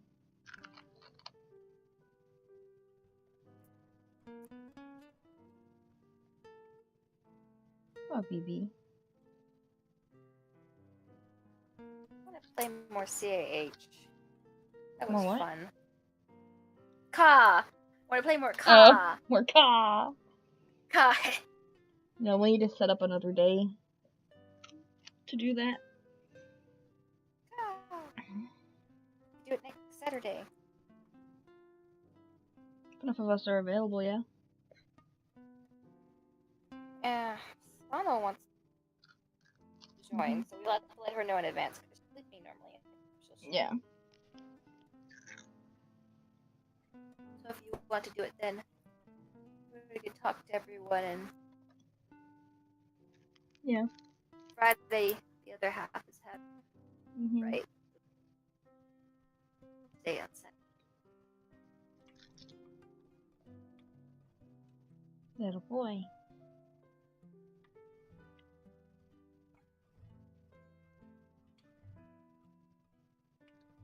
So once I go to level up, you'll just see me randomly rolling dice, and you'll be wondering what I'm rolling for, and they'll be like, "Oof!" when I do something bad, or you'll be like, "Oh, she got a good roll. I wonder what that's for." You won't even know.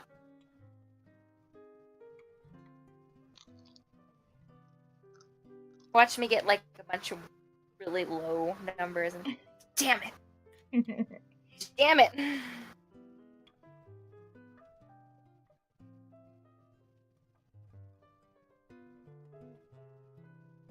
I think you get more spell slots this time as a bard.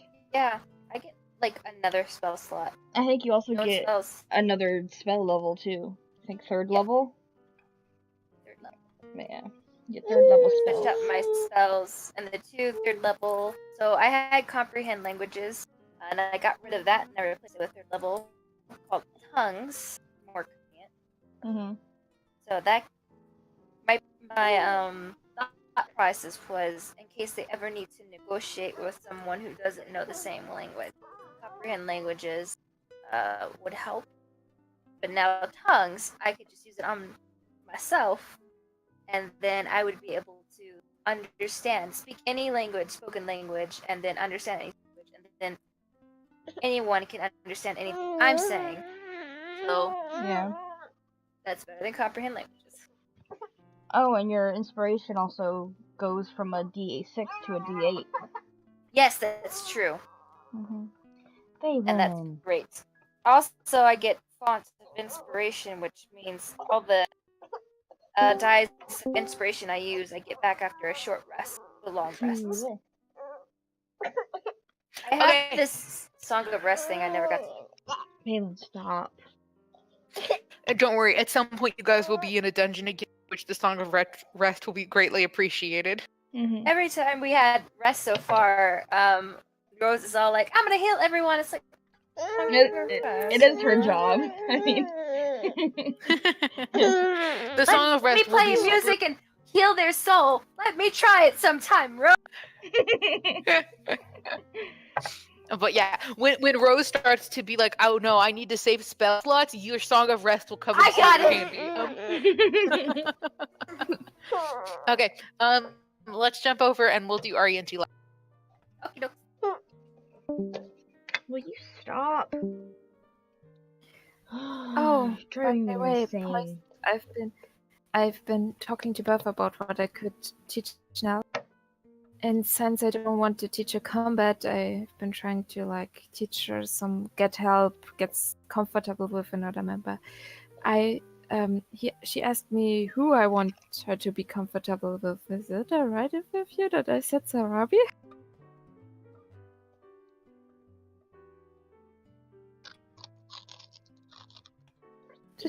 Do not get here. me was it too fast? Poisoned. She might not be here. She might have walked away. Oh, no. There we go. She's here now. Say it again. So no, it's fine. I'm sorry. It was no, I just sorry. Beth asked me if I wanted to teach Nelly something, and since I don't want her to fight, I've been thinking of have her maybe get help if he's incapacitated in some way. And she's been asking me if there's someone else. I've been asking her she's comfortable with any else of you guys, and it's apparently just Vero. She's been asking me if I want her to be comfortable with someone else. I said Sarabi. Is that alright for you? That he tried to teach her about to get along with Nelly. It didn't work out quite well because my rolls are bad.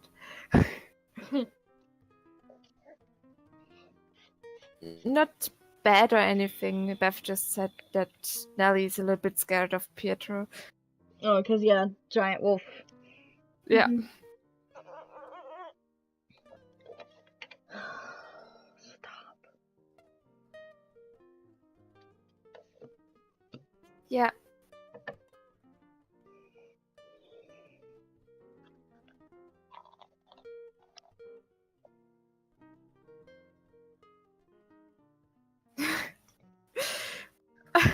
Yeah, she does. I mean, I've been thinking since Sarabi's the most animal-loving of the bunch, and Roro kind of has a fond spot for her, that he tried to teach her, tried to get Nell accommodated to her.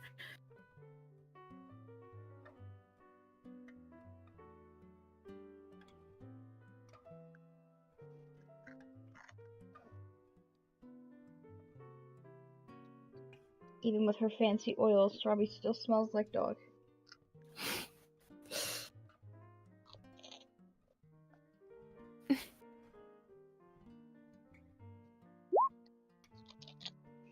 Oh, what did she roll for her health? 6? Probably. Nice. I messed up again. I keep messing up on those rolls. I rolled a 2 on a d8. Oh. It's gonna be such a delicate boy because of my rolls. Delicate boy. He already was a delicate boy. But hey, at least he has, even though he's not going to use it too often, if he ever really needs it, he has animal shape. What is your problem?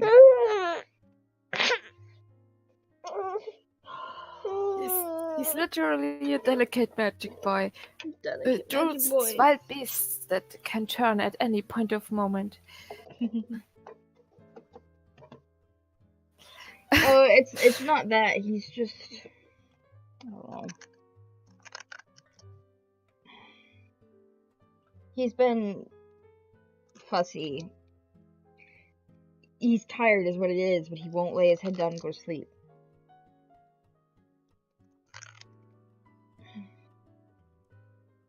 No, you won't. Gave him a snack, though. I can tell when he does. And the fact that he's, like, stopping and not, like, throwing. Because he's throwing his fit where he throws his head back and he's like, I'm mad! Kind of, not, I'm in pain. Yeah, you have specific cries and facial expressions. Yeah, you do. I don't want it. You can have it. Thank you.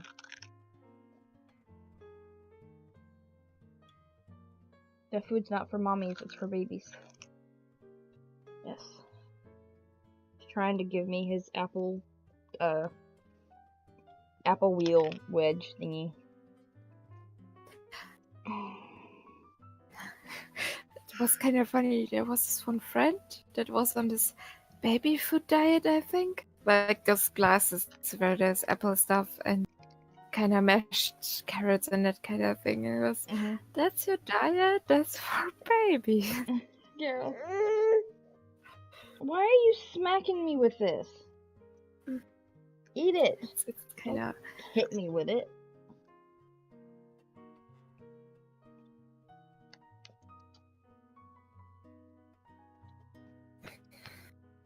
What is...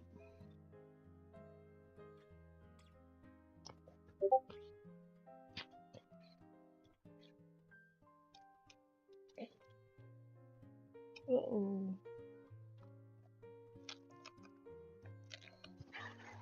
Oh, I'm sorry if I'm a little quieter today than usually. I'm just tired.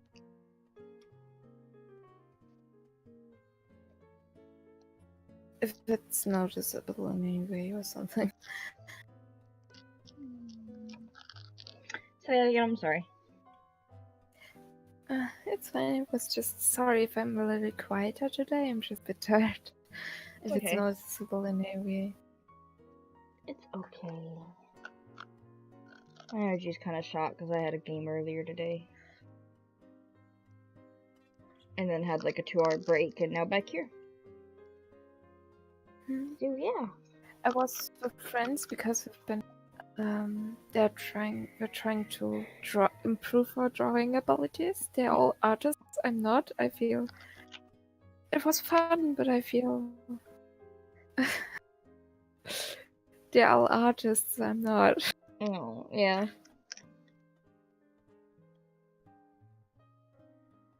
But I mean, I've been told for the amount I draw, I'm not that bad.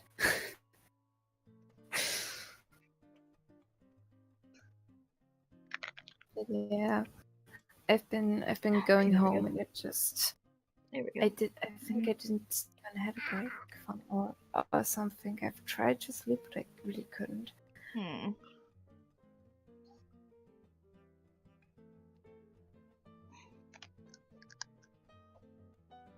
Valen.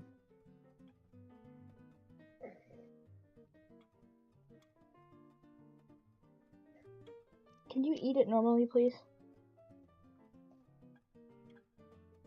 No?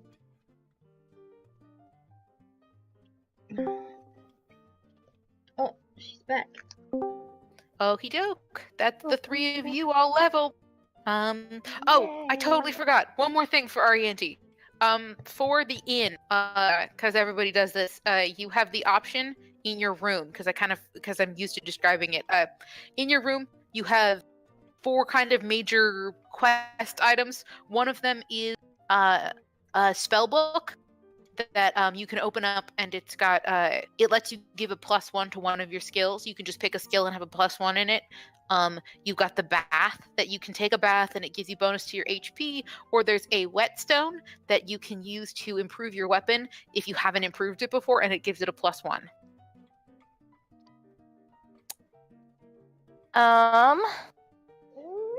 Spellbook. Spellbook. Okay, so the spellbook will give you a +1 to one of your skills. Which skill would you like to have a plus?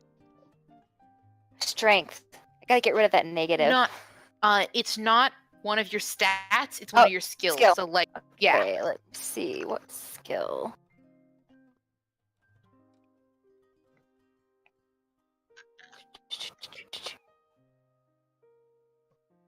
Gosh, this is so...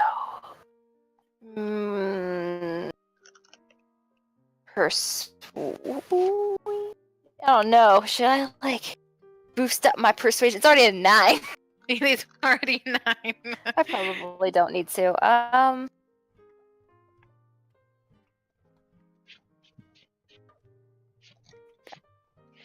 What was the other one that boosts the health, and the other one boosted?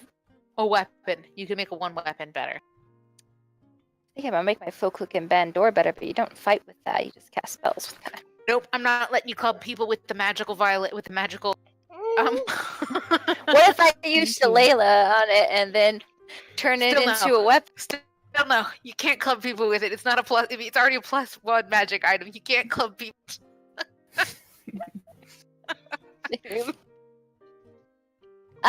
Okay, I'm going to pick a random, gotta think about it.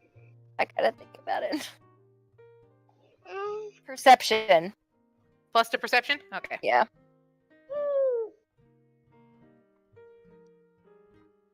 Hi, baby.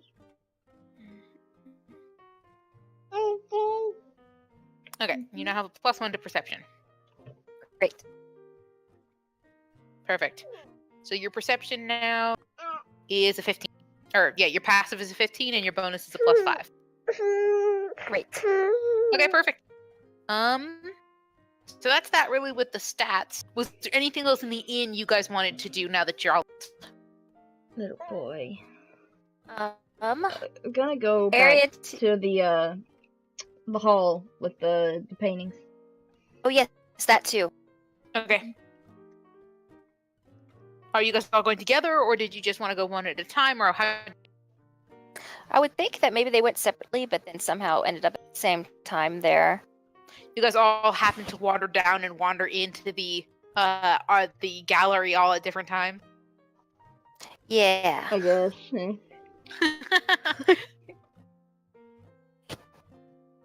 What? Or maybe she just went by herself. I don't really know. Depends on what time Callie went. I mean, kind of went after she leveled. She came back down. Yeah, so Callie comes back down and just goes right into the gallery. Mm-hmm. Okay. For anyone who's going into the gallery, as far as you can tell, it hasn't changed. There's been no dramatic change since the last time you were here, unlike that last one where you had the 100-year gap. Again, it still has, it still has the paintings. You pass by Kalemvor. You pass by the she'll painting. take her time to note, like, just kind of look at them more. Because last time she just walked through it on a mission. Power this time walked she's actually, through. Yeah. She's actually paying attention more this time. There's a fight between Tiamat and Bahamut up on the wall. This big, massive, just grandiose painting. You've got one of Kalemvor. There's one. You find a painting of Palor. Just didn't notice. There's one of Avandra. There's one of the gods. The gods are all here, and they're all just splendid, nearly three-dimensional style paintings. They're almost hyper realistic. That it's like the person's in the room.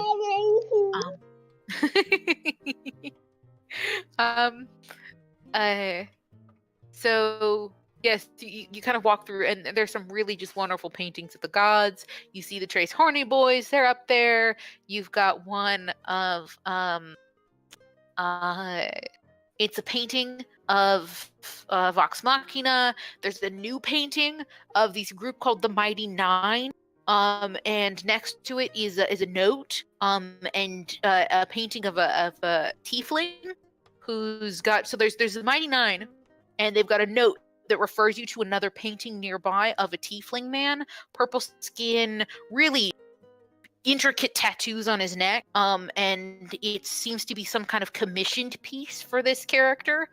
As you keep going, there's other kind of paintings and big scenes and imagery of great heroic battles. But eventually you get to the dead space that has your blank paintings. And in a couple of rooms you reach your painting where yours will eventually be. And again, still massive wall-sized image. And it's got your name still written in the plaque that this will be the greatest battle they ever fight.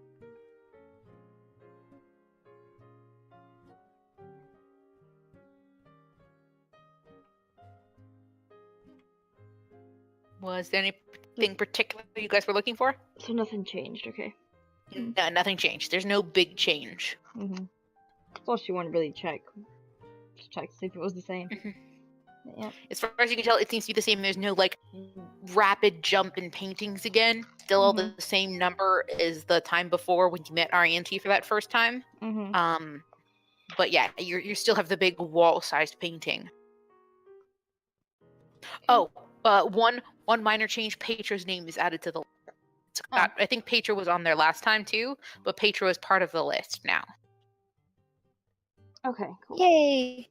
Yeah, so it's got Sarabi and Petra both listed. There you go, crybaby. Mm-hmm. I guess Arianti probably went in that room while she was searching for Sarabi and Pietro and didn't find them. And then saw their names on it and it's like, oh, this is the way I found, but that's not them. And then went off or on away.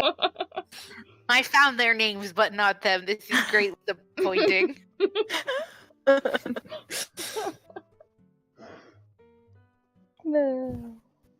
Yeah. She's probably the only thing left for her to do that night was probably skimp through the books in the library and Was there something particular in the library you were looking for? Like, is there something you wanted to research? Memory loss and how to get it back. How to get memory loss back. Okay, make me a check. What was that again? Investigation.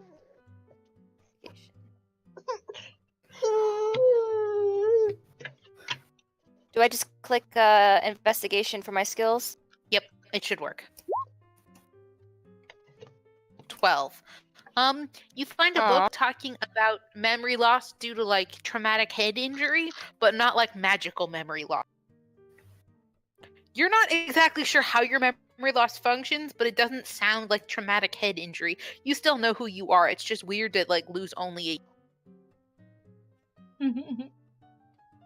There is, however, something mentioning in the traumatic head loss situation that talks about, go find the X book about there's a spell called modify memory. And it's like, hey, if none of these still qualify, go look up the edition 2 of how to get your memory backs made by, Lockhart. If you want to keep, so there's like supposedly there's a second volume, but you can't find it. But it talks about the spell, modify memory, which of course is kind of self-explanatory. It modifies memories. So it talks about that there's this other spell that you might look that's called modify memory, and that might be what happened to you, but you don't know. You can't find the second volume explains about that spell.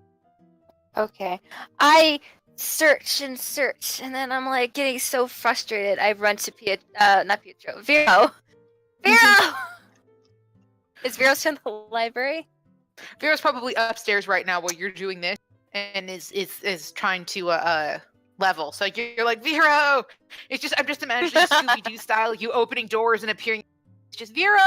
Head pops out of ceiling. Vero! I mean, he will come down at some point. He will. Eventually, he will come down. But yeah, so at some point you do find Vero, but not actually. It occurs. You have to do Scooby-Doo related hijinks first as you try to find Vero. Running around the whole inn again, trying to find someone else. Pretty much. Vero, are you in here? Allie, have you seen Vero? You finally do find your druid friend as he comes back down from his room. Vero, please, quick, I need your help. Yes. Oh. So I found this book. She shows the volume 1 of Memory Loss, and it says there's a volume 2, and I can't find it. I've looked everywhere. Help me find it, please. Okay, if I may be so bold, I want to remind you, Beth, I have the researcher trait. You do have the researcher trait. You also could ask the people in the library for a book, and they bring. Yes. I will You don't even do that. if you know specifically what you're looking for, you don't have to roll. You could just ask the helpers and be like, "Hey, do you have this book?" And they'll go get it for you. I will ask the little woodland creatures then, which he still finds adorable. She just like, oh, I could have asked people. Didn't think of that. Vero, I absolutely adore the idea of Vero just being like, of course I can help. Walks over to the nearest person who works here. Do you know this book is? And they're like, we'll go get it for you. And Vero's like, okay. And that was it. That was all Vero did. How is that simple? It's I need an adult to talk to adults. It's something to remember for next time. Yeah. Something It's to only remember. if you know the specific book you're looking. So in this case, you knew the specific book you wanted, so they could go help look it for you. If you're like, I want to know a book about dragons, they'll give you 50 books. So yeah, so half the time I'll make you guys, if you don't know what you're looking for, like a specific book, I'll make you roll for it. If you know what you're looking for, in this case there was a volume 2, you'd be like, hey, can I have the second volume of this? They do eventually find the second volume, and it does talk more about the modify memory spell and how you can tell that your signs that you have been modified, that your memory has been modified. It's very like user magic for dummies kind of. but it was written by Gilderoy Lockhart, so take it with a grain of salt. But yeah, so it does talk about the spell some, but for the most part, deleting an entire year from somebody, not like within the is not within the effects of this spell. Although the way to undo a modify memory spell is with greater restoration. Vero, do you know anything about this modified memory stuff? I think I have some memory loss problems, and I'm trying to find a solution about how I can get my memory back. I mean, I bet he's been looking over his shoulder while she's been searching this. I do not think that I have greater restoration. Rose might have. I think you guys both get it at the same time. I think it's like a 6. I think you guys don't get it till your 6th level. Yeah, I see. I see. It is a spell both Vero and both druids and clerics know called Greater Restoration. So if they use that spell on me, if I had my memory altered by what was it called, memory Modify memory, then yes, it would be undone by Greater Restoration. I'll have to wait till then. But no, I don't know anyone that has that spell unless I walk around and try and ask everyone that's at the end. It's like, do you know the spell modify restoration? I wanted to know. You just walk around holding the book above your head. She goes and asks everyone. Yes, she does that. Just holding the book above your head. You know the spell. Do you know this spell? She goes probably to find Auntie Sal first. Because she knows she's a wizard. Auntie Sal knows the modify memory spell, but she doesn't know Greater Restoration. She has no idea how you would undo it. Would she be able to tell if it was used on me? Modify memory? No. I don't think that's something you can tell. I don't think you tell someone has a memory. Hold on. I have to look up the spell. In the meantime, when Ariante just leaves, can we look up for books on Asimar and Asimar abilities? And kind of what? Yes, you can.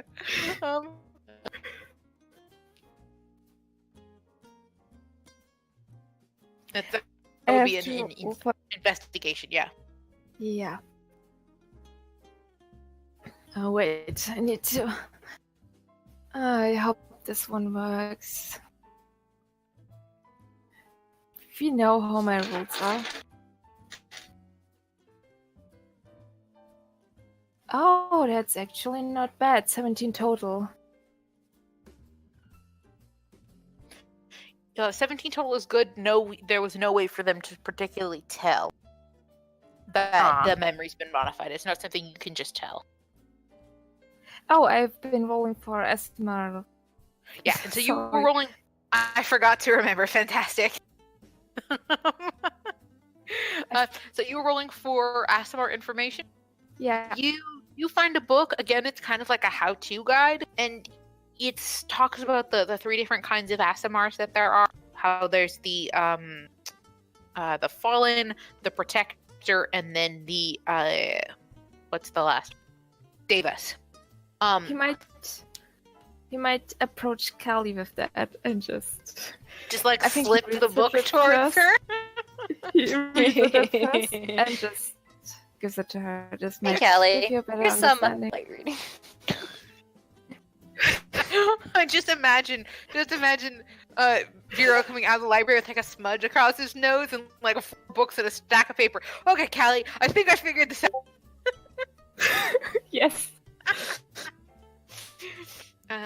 But yeah, you do find a book about Asimars that you can go kind of covertly try to slide to Callie if you want.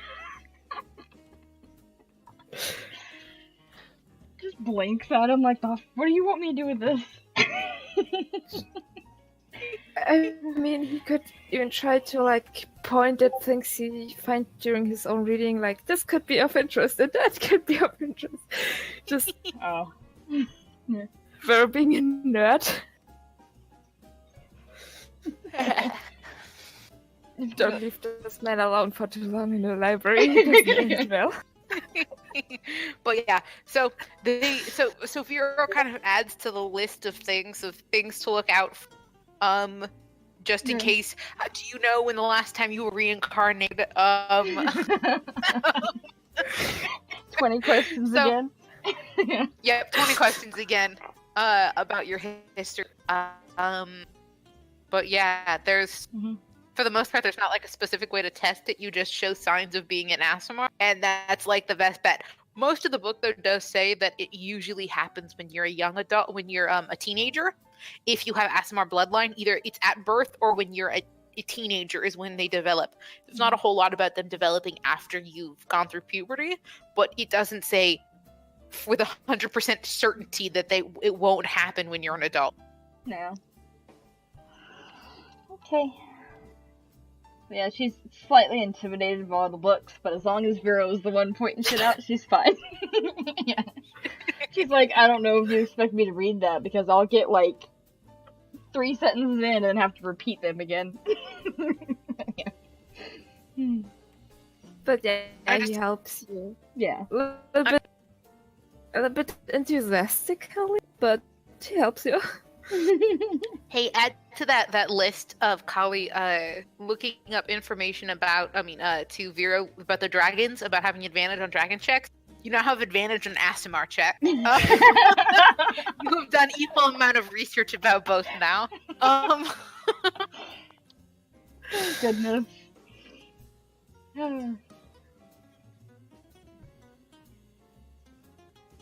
So was that it for everybody? Are you guys all done for the inn? I feel so bad. I wanted to, as I said, I wanted to talk one last time to Filigree, if that's alright. Sure, yeah. What's up? I mean, not about. I think he might say, is there any point in time where the times of me and when my mentor, I mean, so just I've been meaning to warn him about something. Filigree thinks and cocks his head. Yes, once you do speak, but he is much younger than you. And he kind of laughs. I think that might have already happened to me individually, at least. So there's no way I could reach because I didn't see Callie putting the a book. message in the book. I suppose you could write a message in here. Hold on, let me go get it. At least I know where it is now. And so it doesn't take him nearly as long to go find the leather book this time. And he comes back, big dusty old book. And he says, yes, you can write a note in this book. And at some point, if he chooses to look into it, he will see your note. But it will now exist within the inn's record forever. I see. And he looks around again if someone he knows is near, and there haven't been any elves around that look much like me. No, not that I know of. I think you're the only one of your bloodline that's been here. Alright, I will leave the message then. Want to make sure your parents aren't snooping on you? Yes. No, but yes. The other thing is in the library, even in the art gallery, you've never seen their paint.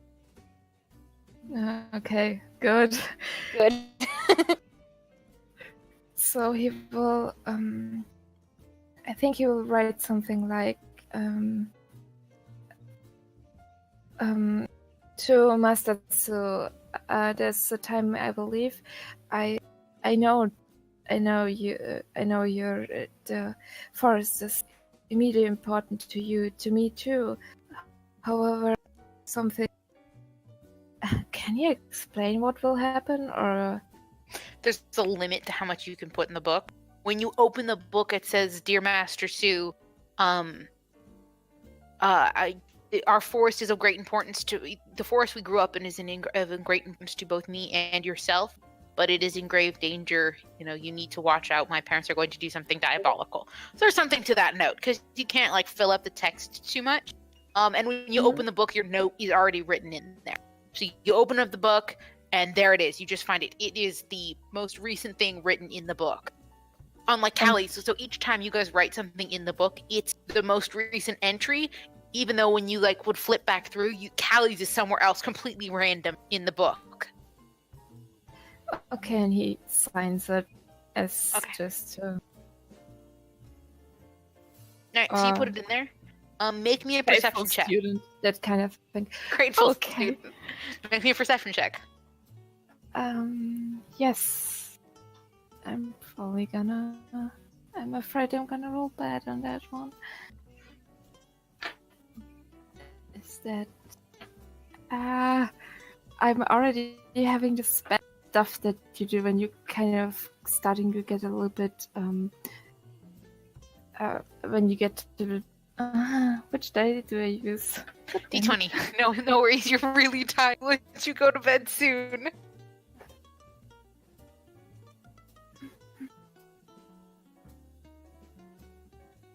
Gosh darn it! I'm so scared. It's okay. Perception. I have a 7 perception now, right? You do. Yeah. It's a 16. Nice. Okay. So with the 16, you see a note in there to Vera. Okay. As you're like closing the book, you see the note to you, and you flip towards it, and it is from Stu, and it says, "Stay away from. Don't come home." Is all it says. No. Okay. He would write more. He's not quite as cryptic as Kali's dad. Hold on. It says, "Don't come home. All is lost here. Don't. You see, all is lost here. Don't come home. I'm not worth saving. Keep yourself safe." That's what the note says.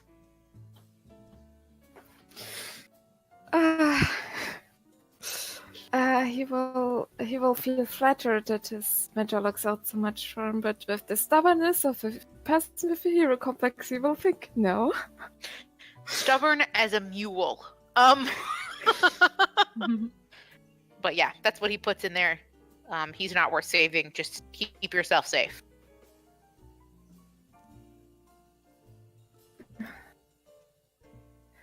Alright, he will close the book then. Okay. Anything else anybody wanted to do?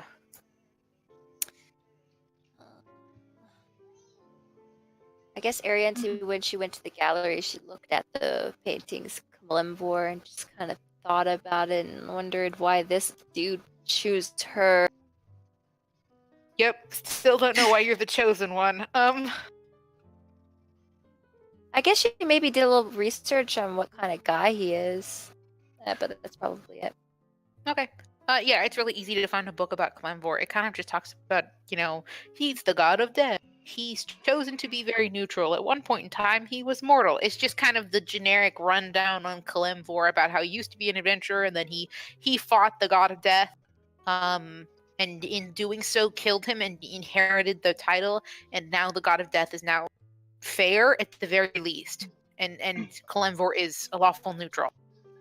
He is not doing anything in the favor of it. He does stuff solely for the greater good, kind of. And more often than not, he sides with the good gods over the evil odds in conflicts. So it means that he's at strife with more of the evil gods than the good gods. Okay. I guess she couldn't find any more information about that memory, and she tried asking people about, do you know the spell Greater Restoration? She probably couldn't find anyone, huh? Nope. No one responded to you. Yes, I know the spell Greater Restoration at the very least. Okay, then she tells Vero, when you can, learn that spell! Please. All right. Vero, in the middle of doing research about asthma, I'll make a note of it. Is there like some silly exercises in those books about getting your memory back? Maybe she does a few of them, thinking that it'll work. Drink a certain kind of tea. Only eat root vegetables. Like, they're just crazy ass remedies to get your memory back. Sit on So your head for an hour.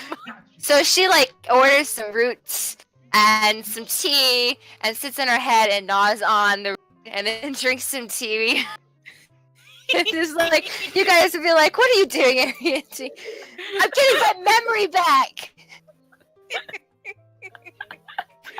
Okay, I think that is a perfect place to end it. With you guys being like, okay, Arianty clearly needs to sleep. It's bedtime now. Drag the child up to bed.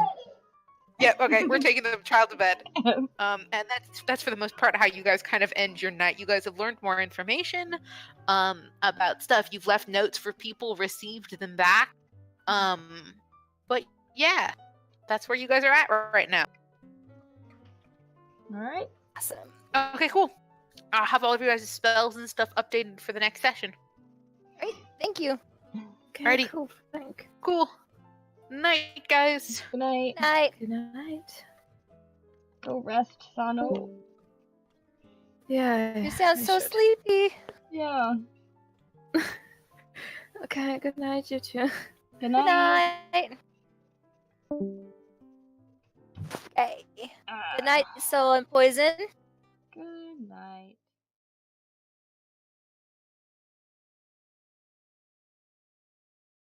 So, after fighting the water elementals, for the most part, it was fairly smooth sailing. You guys are in an inland sea. There isn't very much in the way of other things that attack you, but after the main attack, after the main attack from the elementals, your crew didn't seem all that surprised, quite honestly, to being attacked by monsters. Apparently, it's a regular occurrence here on the sea. You guys stop once. The next few days are relatively smooth sailing, and you guys stop once in the port of... There's a map, and I'm looking at it. In the port of Scardale, before you guys make your way around the peninsula to Yonin.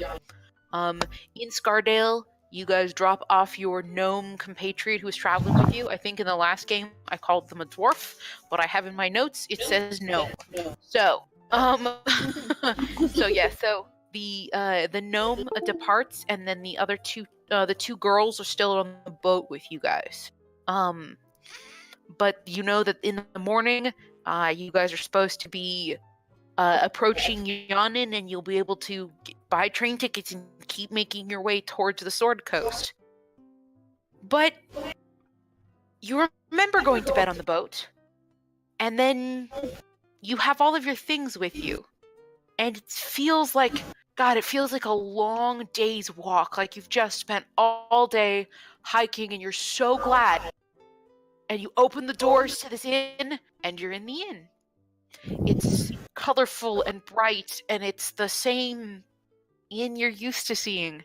The four of you are there this time, and it's got life and activity, and there's some people at the bars, and it's got that quiet sort of music and all the little adorable creatures running about. But you have arrived at the inn. Filigree is not come up to greet you yet as you've entered. You can see him though, still a ferret, off speaking with another guest, and he seems to be mid-conversation with one of the guests as you guys walk in.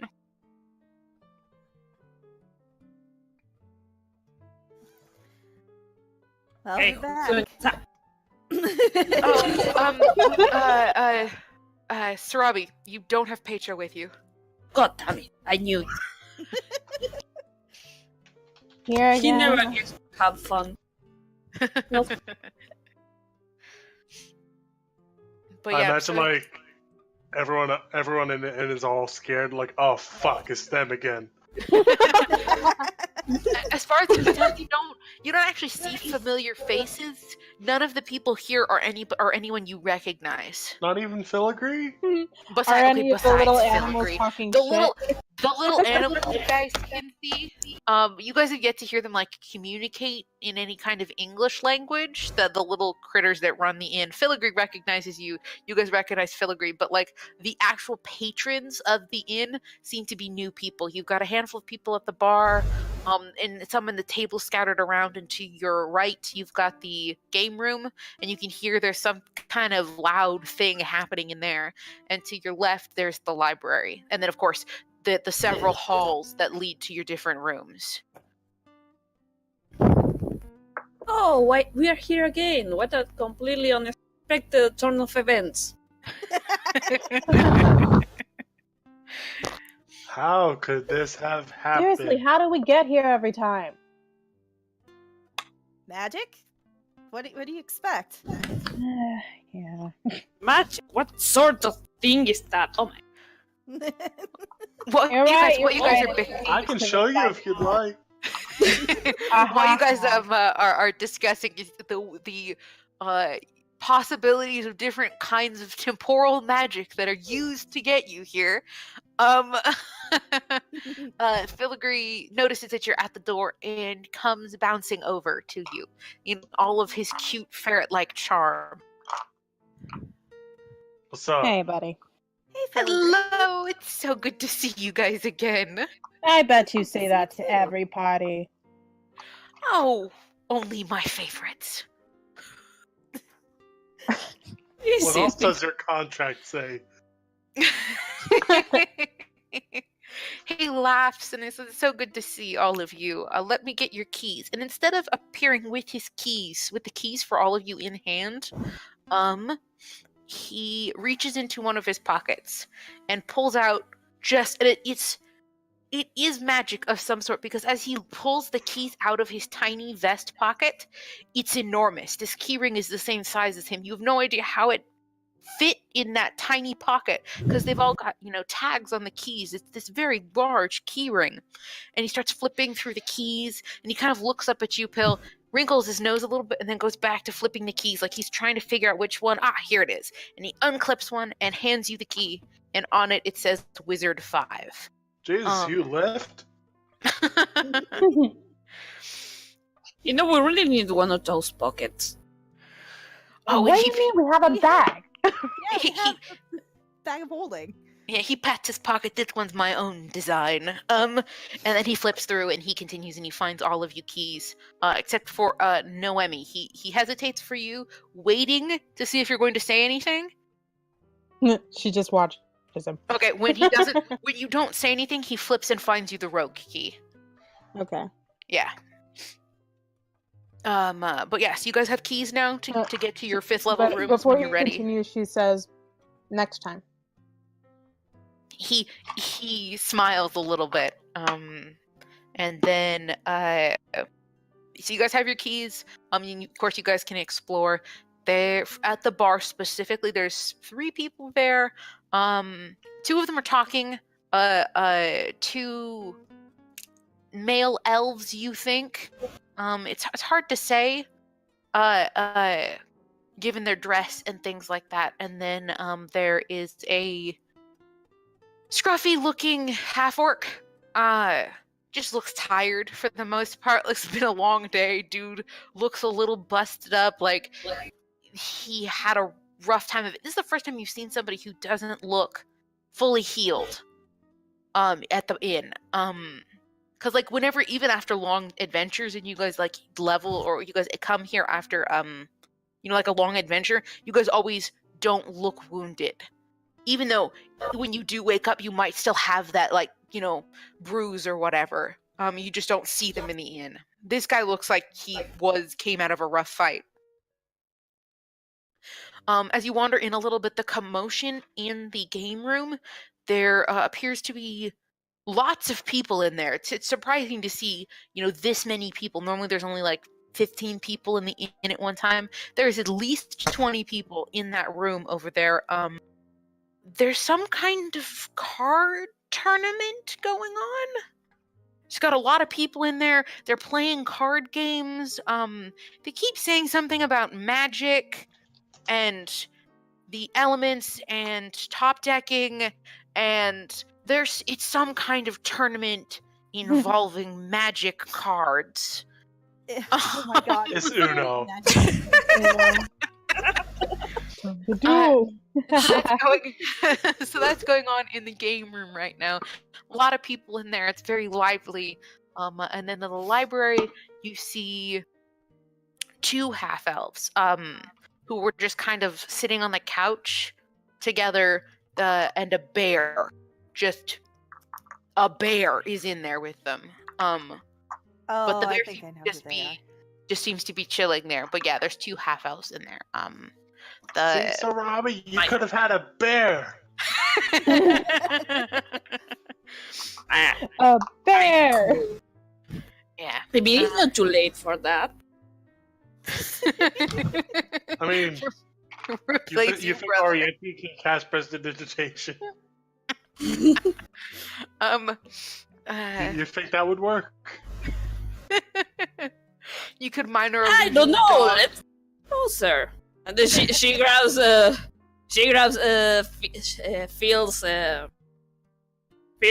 arm and drag him to the library. Okay. Oh boy. See, I could watch them. Wasted. I could watch them and Later! make sure they No, don't come cause with any me. trouble. Fine. But I don't think I'm gonna. That's fair. It might just be better to let them handle whatever tension is between them. I'll intervene if I hear yelling. Fair. Robbie's gonna beat the shit out of me with a book. All right. So you two get dragged into the library. Pill, you get dragged into the library by Sarabi. Rose and Noemi, what do you guys want to do? Do you want to go and explore the game room and all of the liveliness that's happening there, or do you want to go to the bar and talk to the people there? I think Rose is gonna check out the game room. What's Okay. going on to make things so lively when everything's usually so chill. Yeah. So in the game room, it appears to be a very large adventuring group. Like they're friends. All of these people in here know each other. Generally, that's how this seems to work. No, not very often do people appear alone. They normally appear with adventuring groups, or at least so far you all have. And that seems to hold true for this very large group of people. Make me perception checks, both of you guys. Noemi didn't go to the game room. Oh, you didn't go to the game room? Then just Rose. Nah, she went to the bar. 14 plus. Hold on, I was not at the right spot. 14 plus 3, so 17. Not bad. Okay, you recognize as you start to wandering through, and you kind of get the idea that this is some sort of tournament that they always play together. The cards appear to just be mundane paper cards. As far as you can tell, they're not actual magic. They're not any kind of magic you recognize, and they're not like tarot cards or anything. They're like a deck of cards. Playing Yu-Gi-Oh. It's Nothing Uno. to distinguish them between my own deck of cards versus theirs necessarily. Yeah. There's nothing really indistinguishable. They're just playing cards. But several of them you catch pins or painted onto like pieces of their big thick pieces of armor, like on their shoulders and stuff, is the Crimson Talon symbol. Oh shit. Oriente, where'd you go? Where are you at? So yeah, so there's We need you several. to turn Pietro into a bear. Scream. So yeah, so that's that. You've seen several of the people you notice have the sigil, and it's the one with the eye. So it's the newer version of the symbol. But several people now you've seen as you sort of wander through and kind of nose through, have the sigil. There's more people in there as well. You see a couple of other people in there, and then there's a couple other clearly adventuring-looking people who are kind of watching the tournament that you don't see the symbol on. And then in the back corner, there is a figure with their hood pulled up who kind of has their head down on a table and is just looking like they're napping in the corner, which is surprising given how loud it is. Maybe they're used to all of this nonsense. Or Possibly, maybe they're just possibly. a hard sleeper. Yep. So I go to one of the Crimson Talon members that's not playing and tap on their, well, maybe not their shoulder if they're much taller than me. Just like tap on their arm, like, so what game are you guys playing? The figure you tap on her arm, and she blinks for a second and looks down at you. It's like, oh, it's the age-old tournament that we have whenever we come to this inn. You know how it goes. All right, boys, and she kind of describes the card game to you. It seems to be a matching game of some kind where you're trying to get rid of as many cards in your hand as possible. It seems to be a game that they play a lot to decide. No. Yeah, it's Uno. They're playing Uno. Just with regular cards. So she describes, for all intents and purposes, the game of Uno just played with a normal deck of cards. And they've got several games going on. It's not just like they've got like 3 or 4 different games going on because there's a lot of people playing. But they play the game in the inn because A, they know it's safe, and B, they use the tournament, from what you gather, to figure out who gets the best bounties when they get back. So these group of people clearly understand how the inn works, and that they are clearly newer members of the Talon, as far as you can tell. Interesting. Because their garb matches yours more than it does, say, older adventuring garb. That's the interesting part for a lot of this, is most of the people here have older adventuring garb, the stuff you're used to seeing, versus these guys who look like they're from your time period, the new time period. I was about to say, not my time period. Yeah.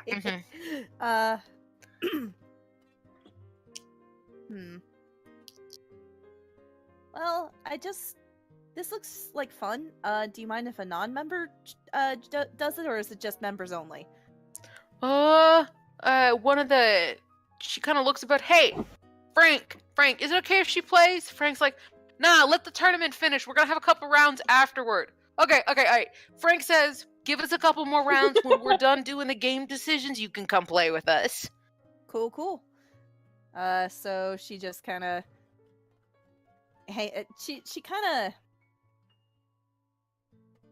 she tries to get a good vantage point to see like who's doing well and who's not, and just kind of sits there and watches for a bit. Okay, make me an investigation. Yeah, go ahead. It's mostly to try to learn the game herself, so that, because she is so tired of playing poker on the ship. Yep. Make me an investigation check. All right. Yeah. That is. I got a 6 altogether. For the most part, you're really intent on figuring out how the card game works, that you're just like, you figure it out. You know how this card game works, but you're not really noticing the people around you. You can't tell exactly who's winning because you're so focused on, okay, so if he has a 3, then you'd play this one, and if he has a 2, you'd play this one, and you're kind of getting how the card system works. But let's go to Noemi. So Noemi, what are you doing? She's ordering her usual from the bar. Okay. They prepare it for you. Are you sitting next to the 2 elves, or next to the kind of scruffy looking half-orc, or are you trying not to sit exactly near either of them? She's kind of like in the middle. She's not really trying to sit by anybody. She's keeping to herself. If people talk to her, fine, but she's not going to go actively talk to people. Okay. The half-orc looks like he's drinking a cup of coffee. Like he has an empty plate. And it looks like he's just kind of like trying to relax, and he's got a cup of coffee in front of him, and he's just kind of chilling. The 2 male half-elves, again, you think male because of the tone of their voice, but you're not sure. One of them, you're fairly certain Yeah, no, you still can't tell. He's got one of them is a wizard. You know, one of them is a wizard they've got this very large, very wide-brimmed wizard hat. It's very iconic. You know the style of the wizard hat. Their dress is more.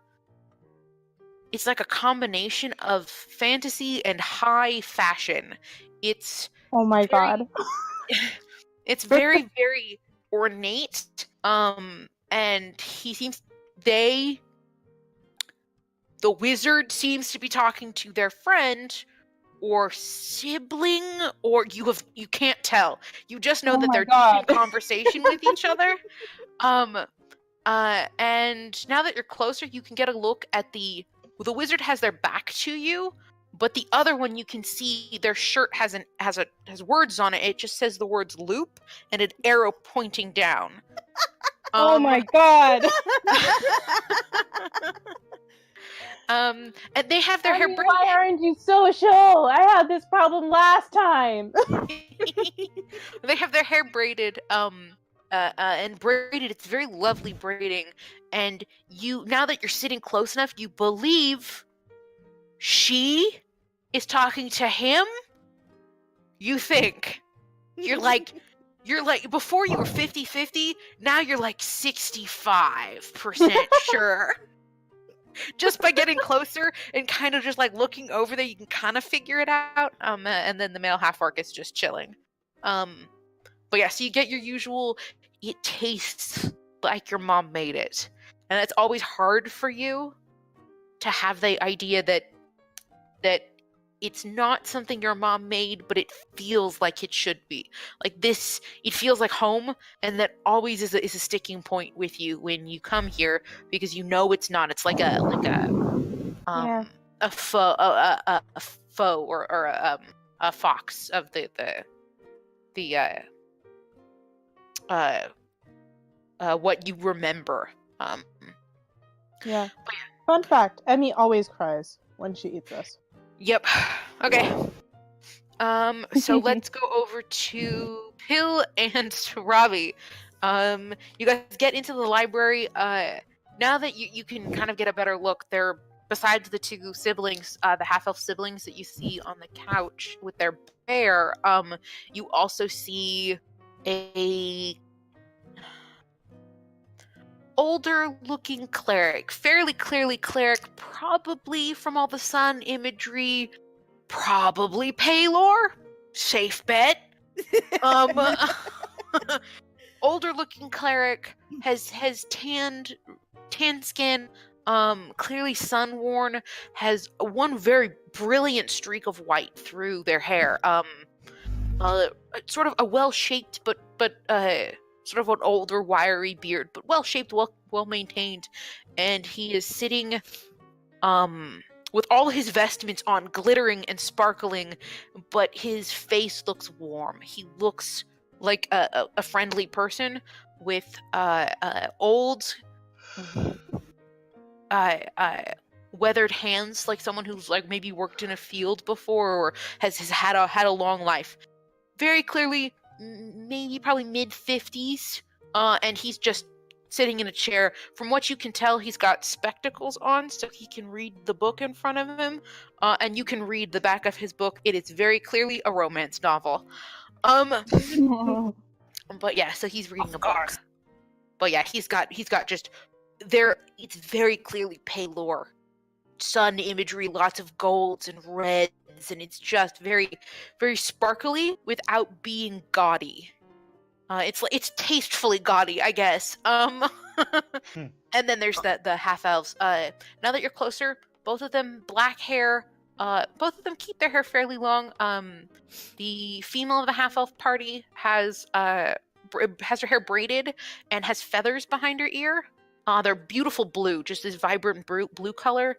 And they both seem to just kind of be relaxing. He's got a feathered looking leather top, I would guess it looks like it's leather armor, but it looks like they're feather design, and he's got feather shoulder pieces that are like black raven feathers. And then she's got a standard ranger gear with furs and things like that. And the bear is sort of sleeping on the couch in front of him, and they both kind of have their feet up on the bear. He's enjoying his life. That's adorable. Mm-hmm. I'm sure this is like a perfect fangirl paradise. So I'm so sorry I'm going to completely ruin this moment. About half the time I'm sticking characters from other stuff, and the other half the time they're characters from my other games, so... So sorry. So as soon as they are rolled out of Noemi's and Rose's field of vision, Herbie turns to Pete and goes, "Wizard, I need your help now." With what? This is hard to admit, but you are... But... Come on, spit it out. Robbie. Land the plane. You're smarter than me, okay? I'm sorry, I didn't quite catch that. Okay, she kicks his knee. Shut up. Ow, fucker. You got what I say. I need your help, okay? Maybe when my you last shout chance. language, the older cleric kind of language, and then Sorry, Grandpa.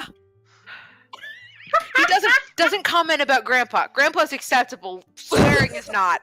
Phil just starts to dance, go shit.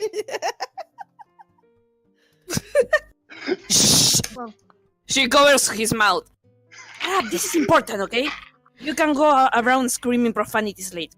I'll join you if you want. She looks around, makes sure that Noemi and Rose aren't looking. Mm-hmm. No, I was, the divine teller, the blue woman that say all this. She says some things I think I may have. Well, Pietro and we may have fucked up bad, and I'm going to ask Vero for help, but I need information before I do that. What And, kind of information? She points to all the books. I need to find something about a white stag. Wise what? A white stag. A white stag. Anything more specific than that? Like, It's they're like an a ugly urban- creature, and it's very bad if you kill it for some reason. I need to know exactly what I did before I talk to Vero. Is there any like urban myths around where like I don't know, any local areas? So are you guys looking for a book about urban myths, or a book about mythological creatures, or a book about nature spirits? Like, what are you guys looking for? All of the above for me. All of the above? Okay. Go ahead. Are you helping him look, Poisoned? Yes. Okay. Grab Both of you make investigation checks. Grabbing my die. Roll 20, right? Yeah. We'll roll 20 dice, either or. It's up to you. Alright, I rolled a 9. I rolled a 3. Why? 9 and a 3. All right, you guys do find the book about urban legends, Snake. But you guys you can't really find too much in the way of mythological creatures. You find one that's all about unicorns, but that's not super helpful. Alright, No, so I'm we're sure gonna he have had. to- We're And gonna have the to like book- ask. Go ahead. You got. I was gonna say like we have to ask like someone to help find us. Like we'll have to ask one of the animal creatures. to Yeah, help find us. yeah, so you guys do find a book about the lore. You do find one that's a lore book about the Snakewood, and it talks about the kind of urban legends. It's, if you didn't know magical creatures didn't exist, it would feel very much like these were fake, or like they were written by someone who's never seen one of these creatures before. Some of them you're like, okay, they know these monsters exist, right? It's like talking about a creature that's very large, lizard that breathes fire, and you're like, yeah, they're called dragons. I don't understand why this is a lore. Like, it's very confusing, some parts of the book. Other parts talks about this Mothman who destroys bridges. Oh my god! Another Our world. Another one talks about large gargantuan creatures that are very hairy and have large feet. Just There's Bigfoot. She Yeah, looks there- at the book. What's a tooth fairy? Yeah, exactly. It's kind of very odd mythological creatures that you're like, Oh, no, I'm pretty sure this tooth is a fairy, different you knock your teeth out and you get a thing of gold. actually, in this case, the tooth fairy is a horrible little fey creature that tries to steal your teeth. What little bitch? Yeah, it yanks your teeth out of your mouth. They're horrible. I'm not British. What does she think she's doing? You know, this isn't helping. Do some of your wizard thing. I don't know. Okay, well, let's ask like some of the animals for help because Okay, we there's- clearly can't find the books on our own. There's a couple scurrying around, but for them you need to be more specific. Like if you have a specific book in mind, they could go get it for you. So Well, like I think I can like try to like figure out what to ask them. okay, give me your buzzwords for the search engine of the library. Okay, so I want to You find can do it, wizard. Come on. find a book about a mythical white stag. It is somehow connected to nature in some way, and if you kill it, somehow it'll negatively affect it in some way. Something like that. And it can curse people. The mouse kind of shrugs. You're getting me response back. Too many. Try fewer keywords. Yeah, that's Okay. a lot of if you do Nature a search magic. like that, you're gonna get two things that don't pertain. Nature magic stag. You might want to pick Nature magic stag. Okay, that's Right. acceptable. I was gonna say you might want to tick the box that says 100+ year old myths. Yeah, I'll try that. Like if this one doesn't work, if Okay. nature magic stag doesn't work. Nature magic stag does get you research results. The little mouse and a couple other, you get a couple. One's a lizard, like a gecko, and a couple other of them start pulling books off the shelves. The first handful that they bring you are like kids' books about the magical white stag. It's supposed to be a kids' book series about kids go on mythical adventures with this white stag, and they wander through the cupboard in their kitchen to get there. And it talks about wizards and cupboards and stags. Is there a book that's? I was where gonna say, they is there a open it book up that's just about the stag and no like stories, no fiction stories? So it's not this one. The one I saw didn't wear pants. Yeah, so the very good. So you get a couple more of the kids' books, and then you start getting ones that are about nature spirits that are just like general how you identify if you have a nature spirit in your area. Another one's about how to attract nature spirits to your garden. And they kind of go on like 10 shocking nature spirits. Yeah. Number 4 will shock. yeah, number 4 will surprise you. You get a couple of those, and then finally you're starting to get more of the books that are older sort of tomes about mythological beings that existed in certain regions and things like that. And like pill-like transcendent creatures, like let's go with those. Let's go with these. Okay, let's go with kind these. of tomes. These ones are the correct search. Okay, so you start bringing more of those. You probably end up with 3 or 4 of them that sort of talk about spirits of nature. They're called guardians. Seems to be what the running theme is. The name of these creatures are called spirit guardians, forest guardians, some kind of guardian. Some of them are chosen by gods. Some of them are chosen by gods, and they're the personification of the god's will in that domain. Others of them embody the idea of one of these guardians. They might have been a druid once in their life who passed away, and instead of moving on became the forest. It's heard that something that could happen. Druids are known to have infinitely long lives. Well, there's a certain point where their organic forms sort of become the forest, and they can then project their souls as these large mythical creatures. That's another version. Stag is a common shape for a lot of forests, but if you're in, say, an ocean environment, you might see a great white whale. Generally white is the color that they are, unless they become tainted, and then you'll start seeing ones that are black or purple in hue, because they've become tainted. Stag's common, deer is common, moose if you're up north. There's even rumors of one of the spirits in the lowlands, in the deserts, that looks like a camel, actually. You got one that's a boar, a great boar spirit.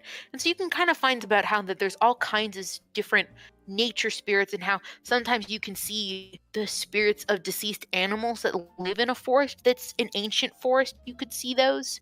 It just depends on whether there's ley lines in the area. There's just lots of reasons that you might see a white illuminated animal shape in a forest or something like that, or in an open land. Could due to the age of the location, it could due to the magical ley lines, there could be a druid in the area, could be chosen champion of a god. There's lots of stuff that could be affected or be affected by it. Pill Yeah. Bad looks news, bad news, bad news, bad news, bad news. Yeah, essentially. for the most part, pissing off most of them is bad. There's a couple of them that you're like, oh no, they're just like animal spirits that, yeah, they're fine. You can just like exercise those and get rid of them. Most of them are like seriously powerful shit, generally. Yeah, Pill looks specifically into the stag part. Are there Yeah, pictures? Because Sarah is looking at the pictures and just skipping the words. That's there why are the wizard. There are pictures for a lot of them, but again, it's hard to really show in print the transparency or the luminous of some of the forest spirits. You do not see a specific picture that looks identical to your stag. Alright, let's look in the other book. Open up the other books and let's see if we can find a stag in them. If you find a picture that is the one you saw, we'll look at that. Make me investigation checks, Sarabi. Come on, roll 20. Have compassion. Hey! Not bad. Not bad. Okay. It could be worse. It could be worse. It's better Again? than a lot of rolls on roll 20. By about the third book of this kind, you're getting a little just picture. You're like, I can't look at these anymore. But you think you found one. If it wasn't a sketch, if it was colored or wasn't a sketch, you think this might have been it. This one's talking specifically about known. It's like it's somebody's nature journal where they explored all around the woods, and they talk about seeing this spirit in the Snakewood Forest.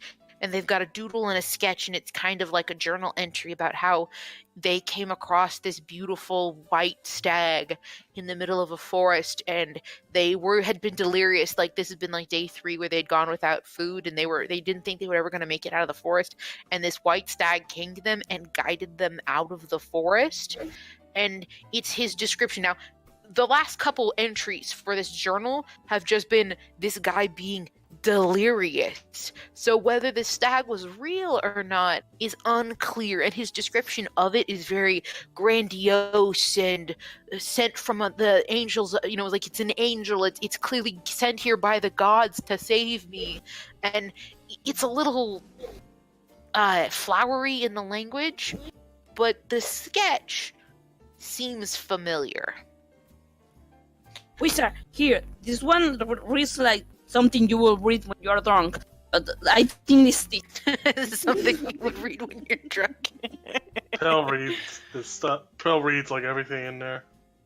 But yeah, again, you go through and read it, and you can tell this guy's clearly hyping up a lot of his language, is making things cooler than they actually are. Mm-hmm. But and he talks about being guided out of the forest, and how in the town he found the love of his life, and how clearly the stag is a spirit of love and goodness and whatever. And he starts prattling on about how he knows all of these things about the stag before he switches off to then I went adventuring again and left my angel behind home in this town, and continues on. What a It dick. seems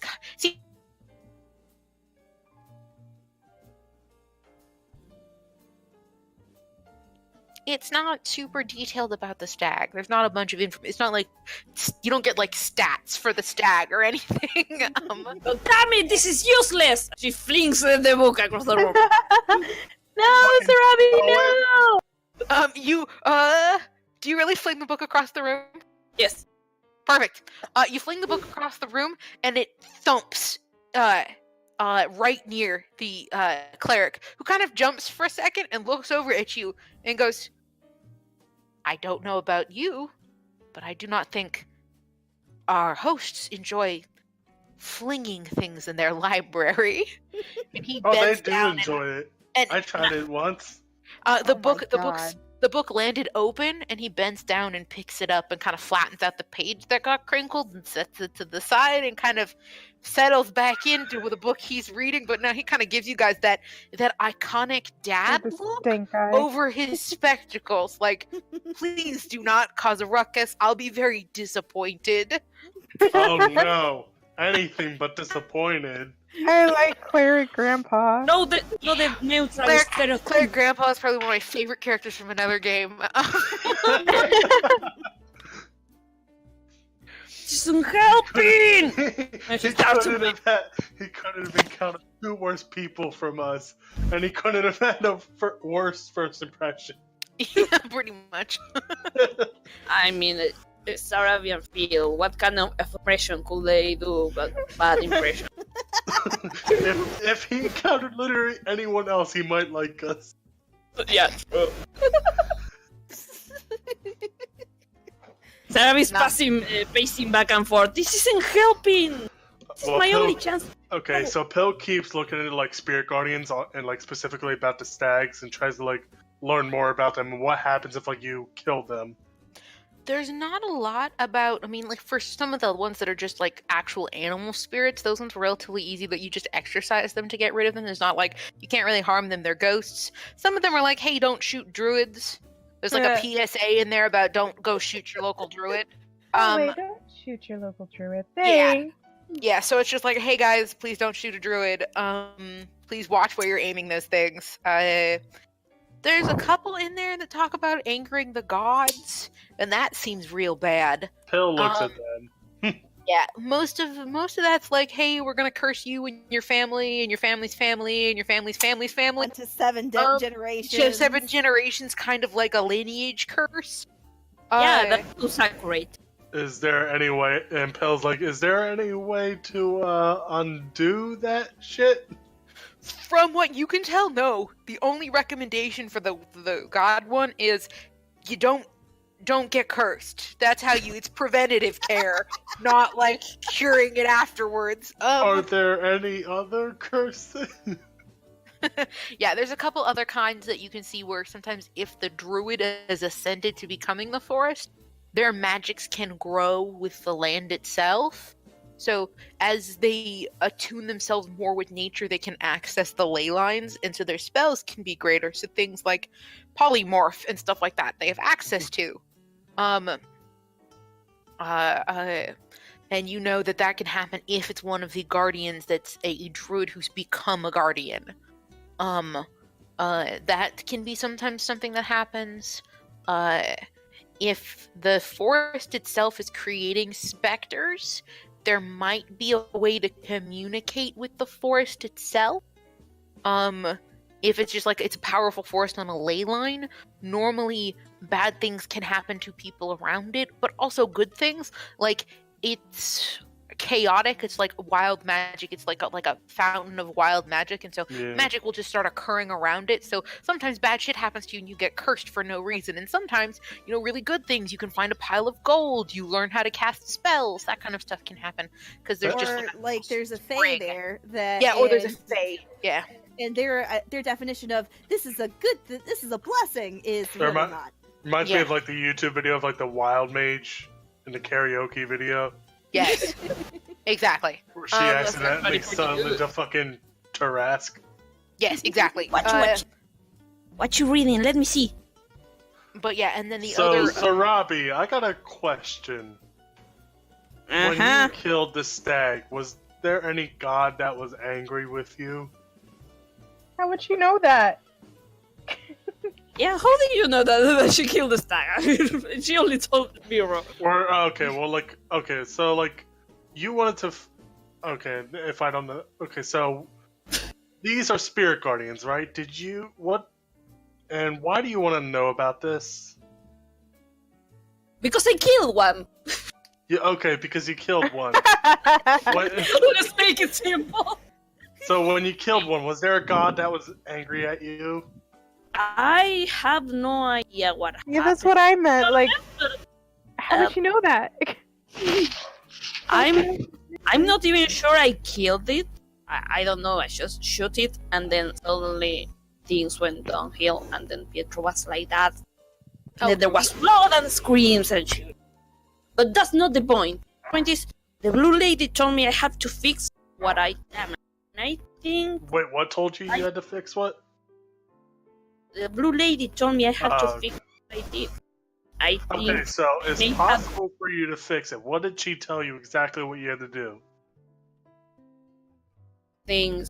I just have to restore what I broke.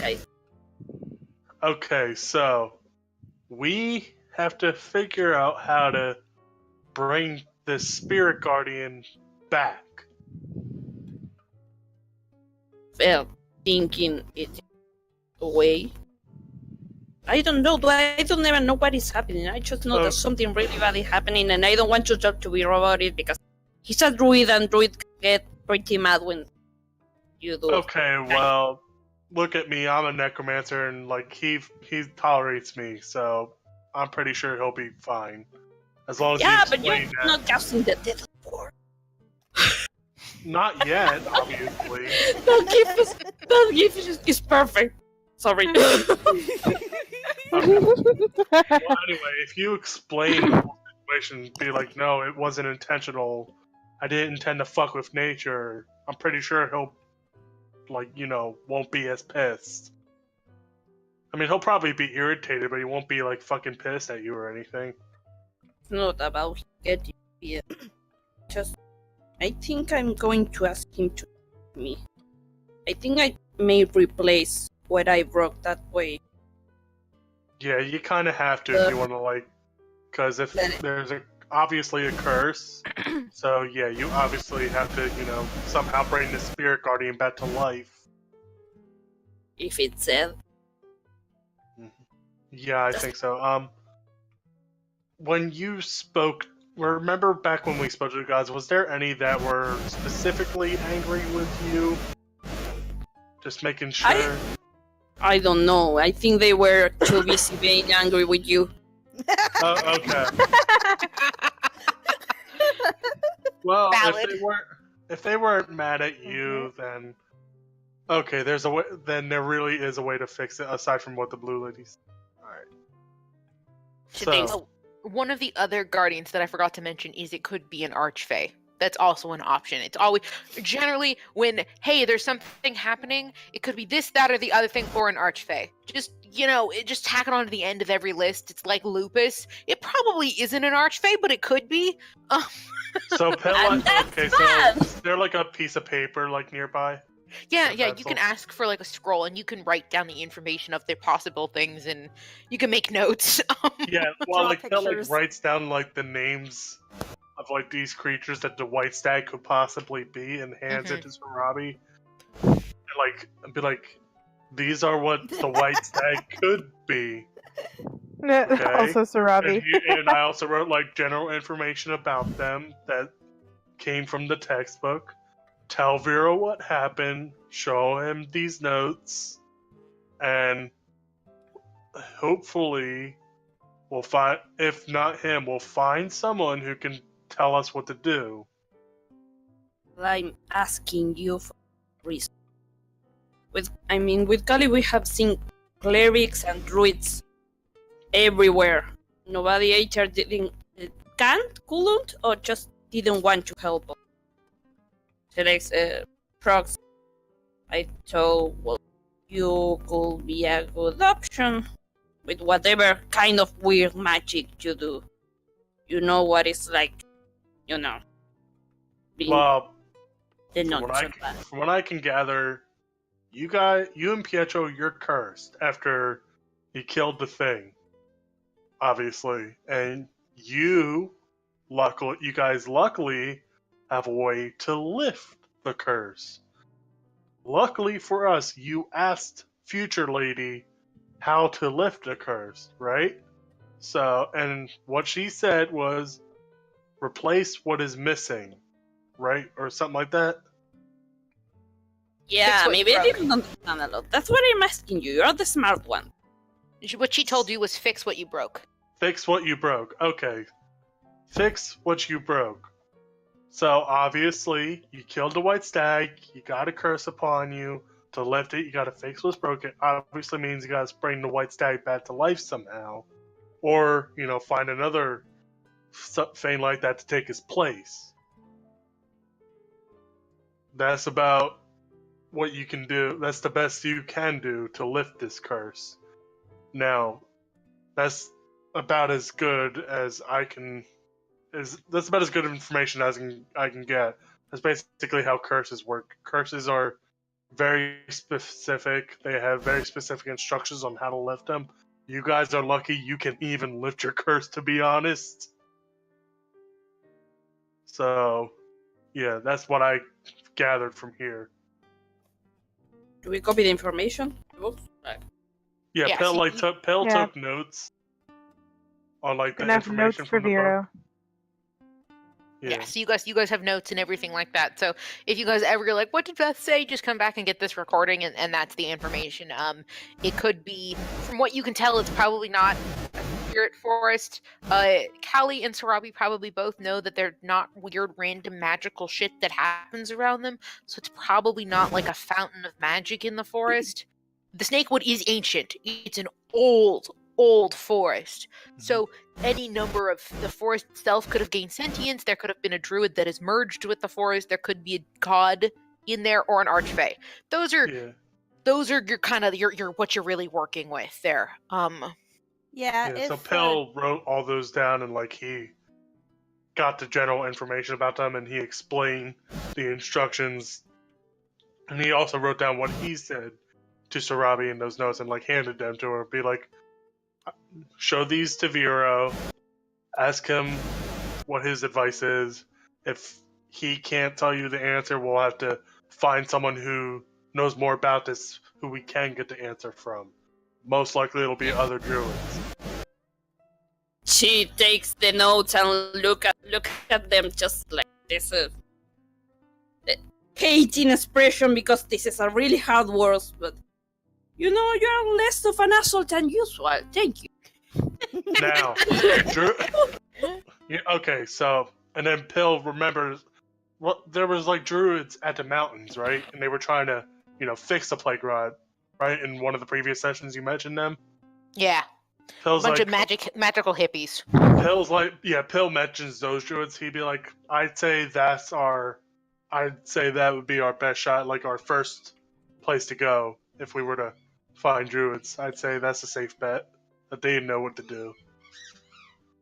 Yeah, I don't know. Druids usually keep my butt out of every time I try to ask for help, but okay, well, if you can we have hold my back. Vero's a fellow druid. He can speak to them for you and Pietro. Okay. You get an interpreter. And not to mention, at the end of the day, every druid's interest is to protect nature. If that means giving you the information you need to lift a curse, they will do that. Alright, I believe it. But if they kick us out, I get to tell you I told you. Well, that's why we have Vero. He can, speak to them for us if that happens. Yeah, but what do you want us to do? Hide while he do that? I mean, I'm not opposed to the idea. We'll just stay out of range where they'll we'll stay out of the range where if they get mad at us to the point of attacking us, we'll stay out of that area. Stay a little bit of a distance away, while Vero calms them down and explains Fun fact, that we. now has sending, so we could probably send messages to each other if we had to. Yep. Oh, you mean away enough to throw balls of fire? I like. Just in case. Yes, we'll stay out of their fireball range. Just in I am literally just imagining how this scene going is you two shoving Vero into a room while you run the F away. Yeah. He's a big And, boy. like- He can and, like, protect poor, himself. Yeah, and poor Vero's not that sociable. No, poor Vero's like, okay, I guess. Hi. which is legit because as far as I can tell, that's how all druids are. Yeah. Somebody has to be the responsible adult. We are not going to be them. That's awesome. Okay, so yes, that's kind of what you guys do. Noemi, was there anything else that you wanted to do at the bar? No, she's probably gonna go check on what Rose is doing in game room. Okay. By now, Rose, they are more than excited to let you start participating in the card game. So you watch several rounds, you really learn how the game works, and you're like, I can teach this to everybody else. Thank God, something Yeah, besides poker. Thanks for Alhambra. Oh my goodness. So you totally figure it out. You get how the game works. They finish up their tournament. A couple people are very excited because they get to be the ones who pick the next the better of the missions that come in. And then they start up a new game and another couple games where they reshuffle who's playing and they incorporate other people who are watching and you into the games. Not exactly appropriate for a boat trip, but maybe next time. The only one who will have problems with that is Vero. Well, true. I know, I mean. Vero might play the game if the game is in reverse, where it's putting on more clothes. I don't know. He might just know. The game ends when somebody gets a heat stroke. Yep. I imagine like him getting tricked into playing, and then the middle of the game he's like, "No, what are you doing? Stop!" Yeah, we're playing poker this time. You gotta take off your clothes. That's the rule. What? I didn't know this was a rule.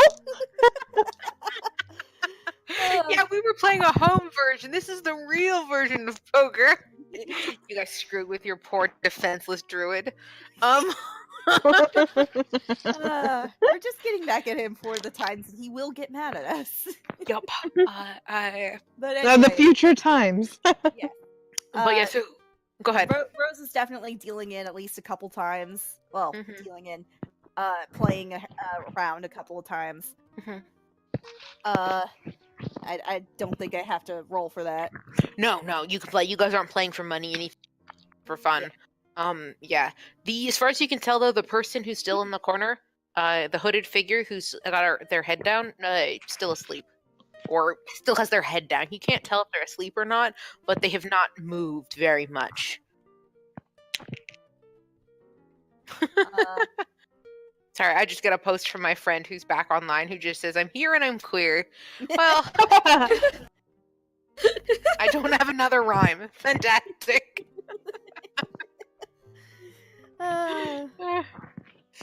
Maybe he needs a beer.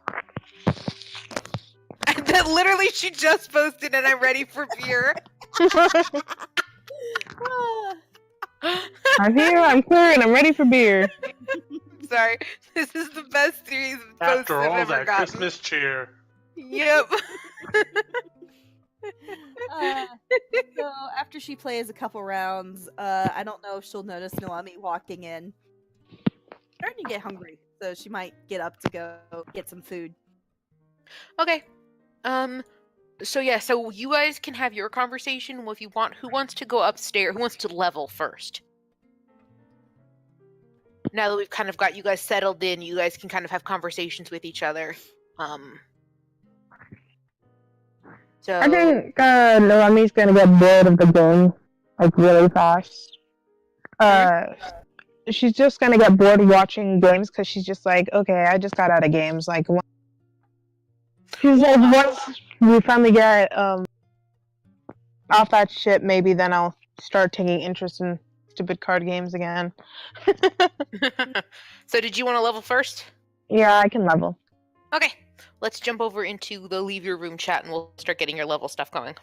Okie dokie. Okie dokie. Okay. So Robbie, when you come back downstairs after you kind of went upstairs and put your scroll away and kind of grumbled about stupid wizard stuff and stupid druid stuff and stuff like that, and you kind of grumbled about that, and you come back downstairs, and Filigree has this big, thick book that's really old leather, thick, dusty book open on the bar. You can see Rose and Noemi are Rose, Noemi, and Pill are all kind of sitting there talking and chatting. The two elves got up and wandered up into the wizard area a little while ago. And so they opened up some space. And so the three of them are kind of sitting down there talking, and Filigree is reading the book. And then when you come downstairs, he looks over at you and smiles. He seems very, very excited. He's like, I have a surprise for you. So Robbie. Oh no. Hey, nice to see you too. Surprise! It's a button. What?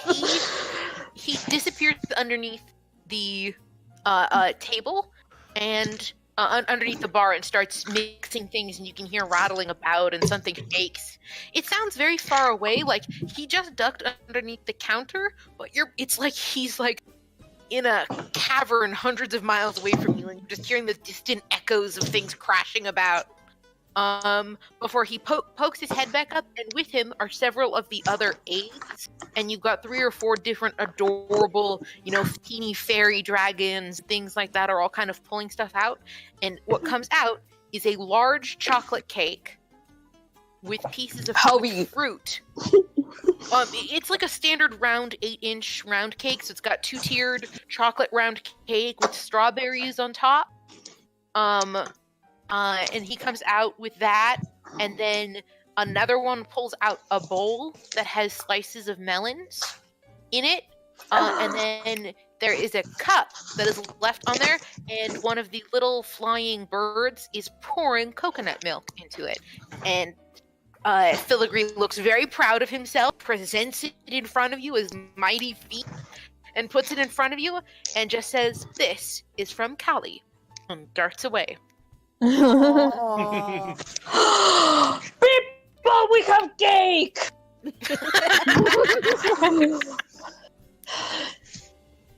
She's like trying to contain herself to not sink her hands into the cake because she remembers that's bad manners. But where's the knife?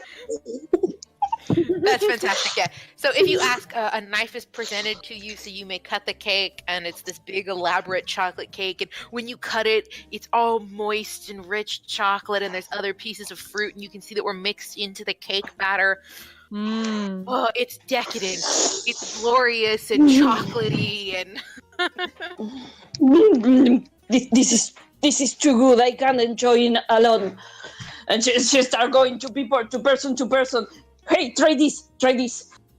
eat this cake. So everybody, So So Robbie grabs Hey, onto people. Rose's shoulder Hey, and you shoves it in her mouth practically.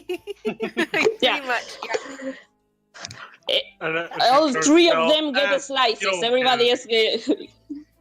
But yeah, so Robbie begins sharing the cake with you. But the 3 of you guys notice that this is the first time any of you have ever had a note or any kind of message passed between realms. Because Kali isn't here. And you don't know when Kali told the inn told Filigree at all about getting this cake for Sarabi. This is the first time you've had any kind of message or communication between your 2 groups. Yeah, if there wasn't a cake that is taking all the attention, I'm sure they will have all noticed that. But it's a chocolate cake. Yeah, since you guys are all kind of sitting at the bar, and this was kind of like this was done with a little bit of fanfare from Filigree. You guys all noticed Robbie get this just cake set in front of whole cake. What is it? You get a cake, and you get yeah. a cake. Everybody gets a cake. Cake, yep. It's good. She's happy. He's sharing it with everybody. And while eating all the melon. Enjoy it! Once we are back awake, we will be poor and hungry again. Well, not really poor. You're not really poor. You don't know the future. Well, yes, you do. You're the GM, but that's not the point. But yeah, so you guys. Bitch, I know your future. I have, for the most part, I don't think I know any of your futures. I just have a general idea on what's going to happen. Close enough. I get the gist of it. I know it's going to happen. We are all going to die again. But you did. Okay, there you go. There's that caveat. You did already. Now she's happy enough that she's sharing it with Phil too. Everybody gets cake. Everybody gets cake. She's just. She just shares it differently by slamming it into his face. No, I'm just kidding. Man, I can't wait to go back and tell Pietro all he missed. But yeah, so you guys kind of hang out, and Sarabi shares her cake with everybody. She gives. Do you even give it to the half orc who's sitting there, who's like just chilling at the other end of the bar? The grandpa in the library too. Yeah, fantastic. Cool. You go into the library. The older cleric of Palor seems very pleased to have been given cake.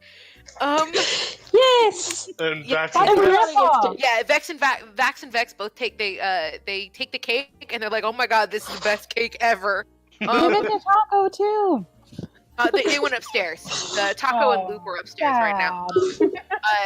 But yeah, so you give some to Gabe. Shame on them. They missed the cake. I know. Taco wouldn't have Taco wanted would just this cake. complain Just about have a the look. cake. Just have it sent to their complain room. about it, but there's also the off chance that he thinks it's the best thing ever. But yeah, Vex and Vex Admit it, both though. eat the cake. When you hand Vex and Vax the cake, Vax gives Vex crap about eating this, like just like cramming her face with the cake, very similar to the way you just did. And she then smashes his face into the cake, which then makes Gabe, who's sitting across the way, laugh. So you I'm got this feeling old- like we are kindred spirits right here. One might say you even share a class. One might say. Yeah. But yeah, so when this occurs between the twins, Gabe laughs hard. So you got this old, deep, this almost Santa Claus-esque jolly chuckle comes from the deep belly laugh of someone who, and when he smiles, you can see all the wrinkles on his face are smile lines more than anything.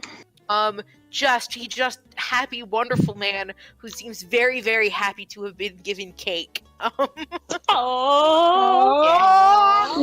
Yeah, Gabe's the best. I did my good action of the year. Don't ask me anything good again. But yeah, so you guys kind of get the cake distributed. While you guys are eating, did we want to do pill leveling? Sure. Okay, so we can jump into the other chat. Okay. Hello. We So need anywhere, more CGI. where were we? Yeah, where were we? Okay, so you guys have all kind of at some point picked your way back up into up into your rooms and come back down. All better for the while. You guys have had to partaken in the cake. The roarous game that was occurring in the game room seems to have dissipated. Most of the people there have either gone to other places or have gone upstairs. So the game room is much quieter now. Library still chill. You see Vex and Vax go upstairs into different wings. The bear follows Vex upstairs. How does a bear climb the stairs? Like a bear. Carefully. Yeah, of course. He seems fairly well adjusted to climbing stairs. Doesn't He's seem trying. He's trying he- because he's adorable. Yeah, it takes him a minute to kind of like fit through that doorway, but after they get over that struggle, Trinket seems to be doing okay. But yeah, so they seem to disappear. So the inn's quieting down. Is there anything else you guys wanted to do while you were here? Rose kind of wants to go look up, like go to the library and like do kind of what Pill was doing earlier. Try some search terms to see if she can find more about the forest that she was told about. Okay. What is Noemi was also going to the library. Okay. So you guys are both going into the library. Go ahead and Rose, tell me what are your search terms for your library search engine? Quotation mark, woods of reaching vines, end quotation. Woods of reaching vines. Okay, I know what you're looking for. You get a couple ones that are kind of like gardening books and how to get rid of vines on your plants, or how to make sure that your vines aren't destroying your wall. But you kind of get it first for your couple ones. You start to get some other history books. Eventually you come across one that's about the you get one book that's about the reaching woods.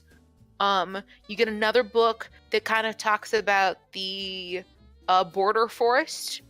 You get another one about Everska, and then a last one about the far forest. Those are the ones that kind of pop up with the words of reaching vines. Those are the 4 forest books, and they're just kind of like generic books about about nature and this and that and the other thing, and that's kind of what you get. The names of them, please. Sure. Yeah. So one's the reaching woods. One's the border forest. One is Everska. Okay. And the last one's the far forest.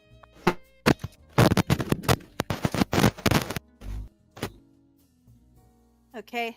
And each one's kind of like your generic about the forest and how old it is. It's just kind of like your history book about the forest. And I take it that all of them are at least 100 or at least 100 years old. Yeah, they're all, some of them, like one of them's newer. The Everska Forest is kind of like the newest edition of the Everska range. But the rest of them are all kind of older texts, but they're just like generic about your forest. These are the kinds of wild animals you're expecting. It's almost like a guide that you might get for like a tour guide. Like it talks about these are the common animals, these are your common plants, these are the things that you can eat, these are the things you can't eat. That kind of stuff. A forest has trees. Trees. Wow! Yeah. Mind is blown. They all kind of make reference to either vines or reaching as like nicknames for the forest. So each one kind of makes reference to something that's similar to what you're talking about, but none of them have that specific title or have that. It's known as the Forest of the Reaching Vines. None of them say that.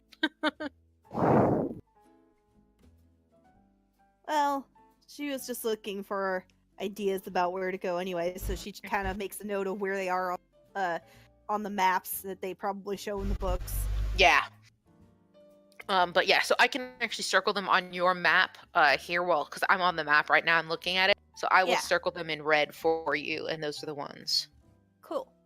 Yeah. Or at least, like, have red be, well, either red or, well, it can't be green. Damn. Yeah, they're red because it's just my color, so these will be the ones circled. So, cool. Yeah, so they'll be on your map now. Alright. Yeah. Okie doke. So, what? And then Noemi, what did you want? Noemi wanted to look up forests on their continent, like around the time zone that they're in, and just kind of like figure out more information about them. So, where you guys are going to be docking? No, more like general descriptions of the forests and of just like all of them. Yeah, like any that you can skim through. Yeah, you could probably find Forest a History. Yeah, so you do kind of find Forest a History. There's a lot. There's a lot of forests, and so each one kind of has a small blurb. They spend a lot talking about the Dales. because that's where you guys are right now, is in that area. There's a bunch of magical forests in that region.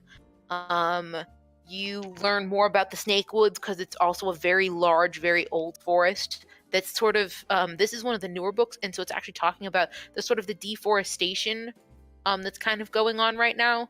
You hear more about the Glimmerwood.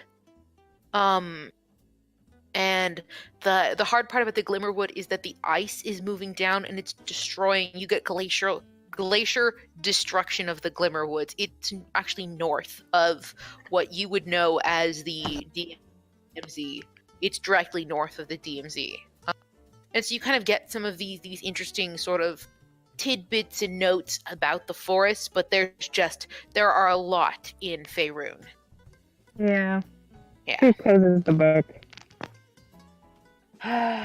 Stupid bitch. Sorry.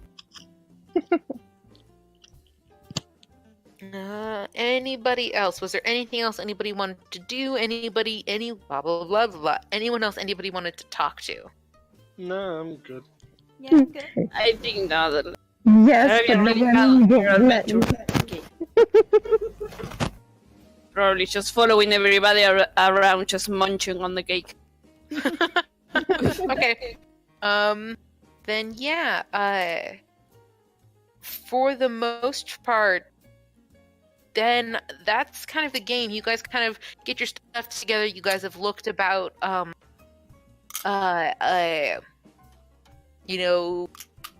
guys have explored and talked to people, and there's still, of course, the gallery. If you guys decide you want to go and look through the gallery, you can, because that's the door that you guys enter in through. When you try to exit through it, it turns into the art gallery. But yeah, other than what's up? Can they let me visit the gallery to see if anything changed? Not too much. You guys, again, they're these beautifully gorgeous artworks that they look almost realistic in the way that the paintings are done. They could almost be really in the room with you, and you see pictures of Avandra, and you've got that one of Kalemvor looking kind of, brooding.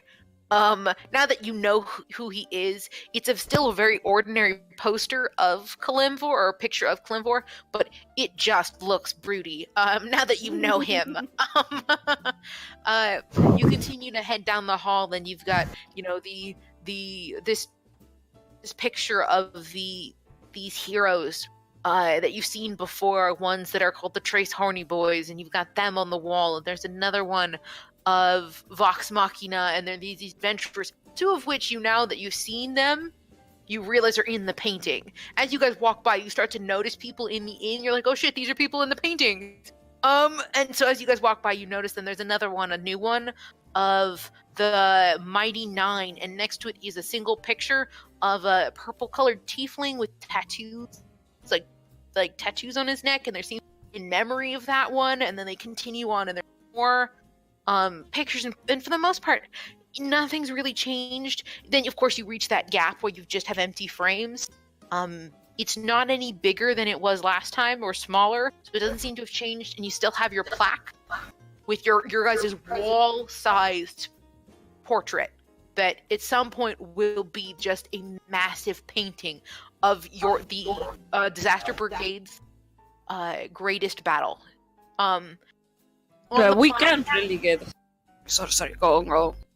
Yeah, you don't really know what the battle is. It doesn't have any kind of description, but it does have Petra's name is added next to your sword. So Petra is now on your plaque. Nice. Yeah. I really knew because I was in the last session, but it doesn't matter. Nice. But yeah, so Petra's name is now in the plaque.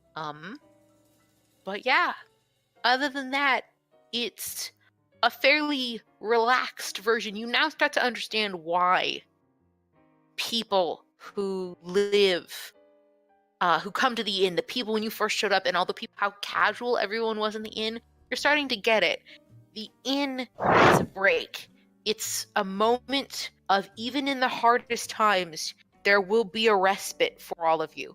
Sometimes it will be at an odd time while you're on a boat. Other times it might be when you really need it.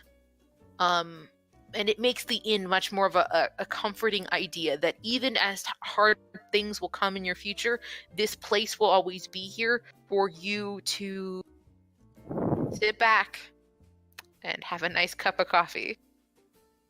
Cake. Or cake, in your case. We gotta go.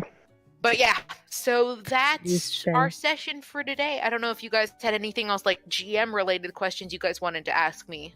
Not really. Not in particular. Okay, well, So far, well, hopefully I'm gonna be kind of busy for the next, 3 weeks. But I will hopefully sometime in the second week of February, I should be able to post. We'll see. I might be able to get it done. Tell you what, I'm gonna do the schedule this week because I've got a 3-day weekend. So I'll make the schedule, the poll for you guys, and post it this weekend. But the beginning half of February is gonna be kind of busy for me. Same. So yeah, once I get that kind of situated, I'll let you guys know about what times I'll be available to play in February. But we will start our misadventures on train. I'm very excited. Yay! Woo! Yay. trains! Trains. Murder mystery. Train heist. Train heist. I actually have a train map already done. I'm very excited about this. Oh yeah. Yeah. Oh yeah. That's Okay. the good stuff. All right. So I will talk to you guys soon. Yeah. All right. Bye. Good night, people. Bye. Bye. Later.